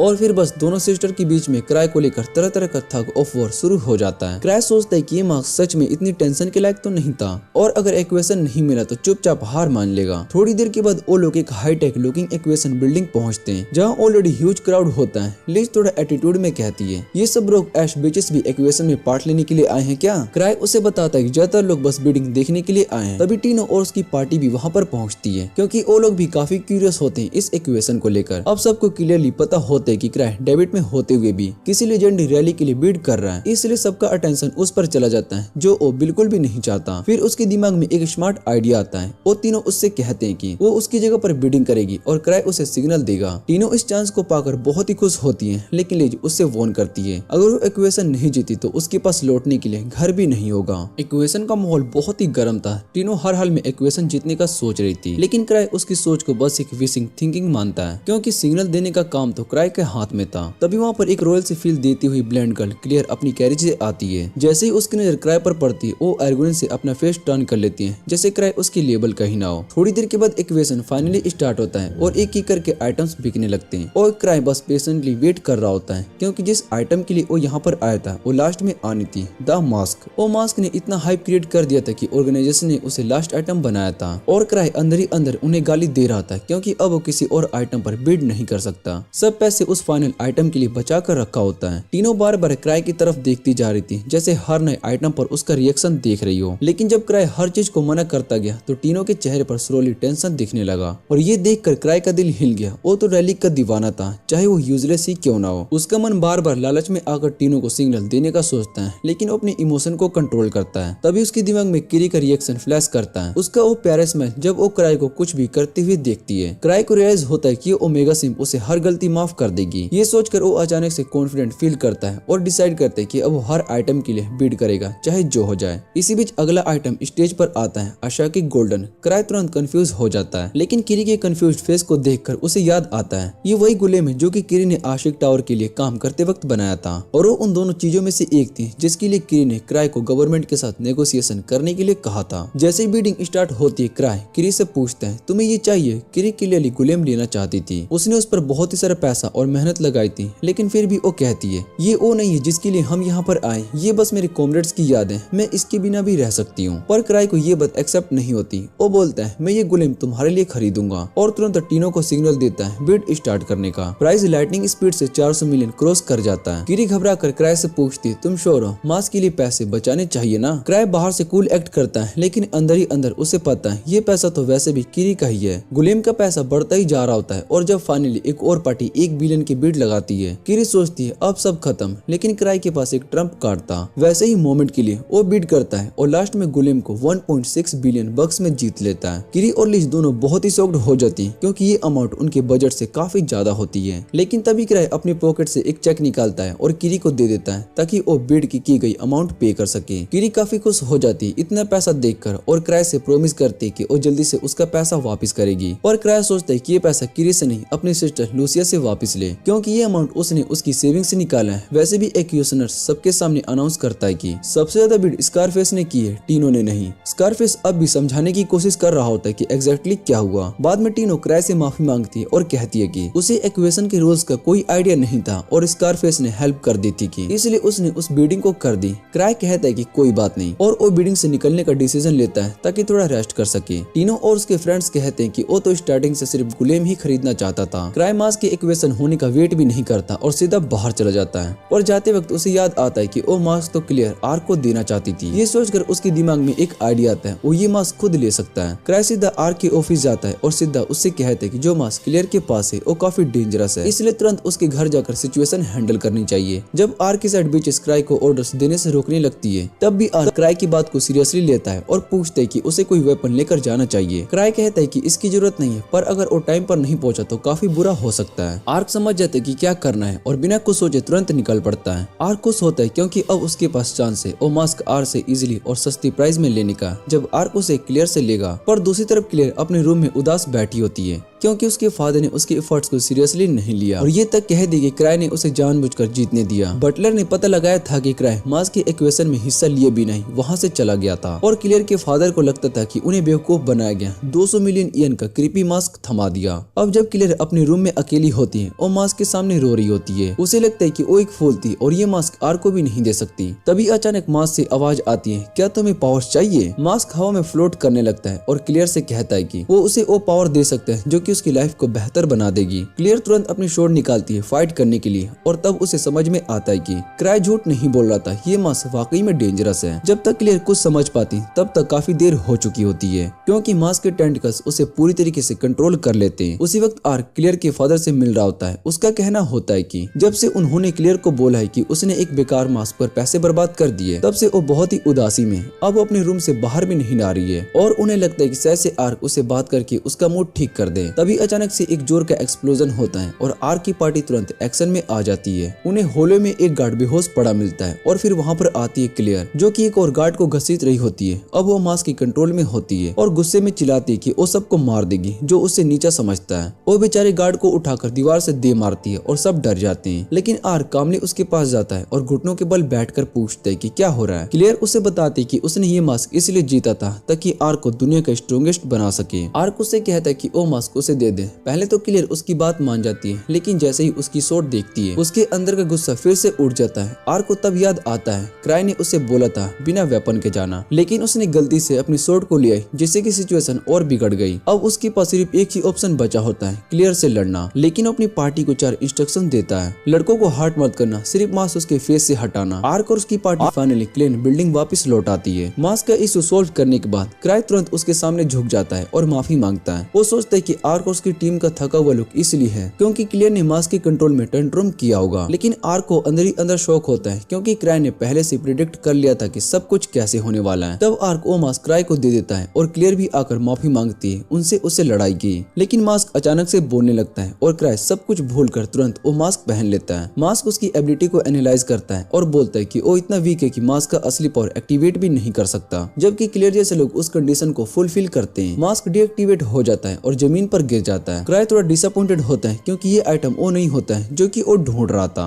लेकिन एक टैल्किक रेलिक भी मिल जाना भी कम वैल्यूएबल नहीं है। वो क्लियर से पूछते क्या वो मास्क रख सकता है, और क्लियर इतनी ज्यादा डिस्क्यूज्ड होती है कि कहते कि वो मास्क देखना भी नहीं चाहती। लेकिन क्लियर इतनी ज्यादा डिस्क्यूज्ड होती है कि वो कहते कि वो मास्क देखना भी नहीं चाहती। सब कुछ सेटल हो जाता है और क्राई सबको कहता है कि जब सब यहाँ पर है तो पार्टी का मजा लेते हैं जो कि उसने अरेंज की है। वो सबके साथ केक काटता है और सब इंजॉय करते हैं। क्राई जब बाहर आता है तो कुछ फील करता है कि क्लियर जैसी लड़की भी उससे ज्यादा स्ट्रॉन्ग है, और फिर उसका मन करता है कि वो ट्रेजर हंटर बनना छोड़ दे एक बार फिर से। इसी के साथ ये एनिमे का सीजन यहीं पर एंड हो जाता है। अगर आपको ये वीडियो अच्छी लगे तो वीडियो को लाइक करके चैनल को सब्सक्राइब जरूर कर लेना। तो मिलते हैं अगली वीडियो में।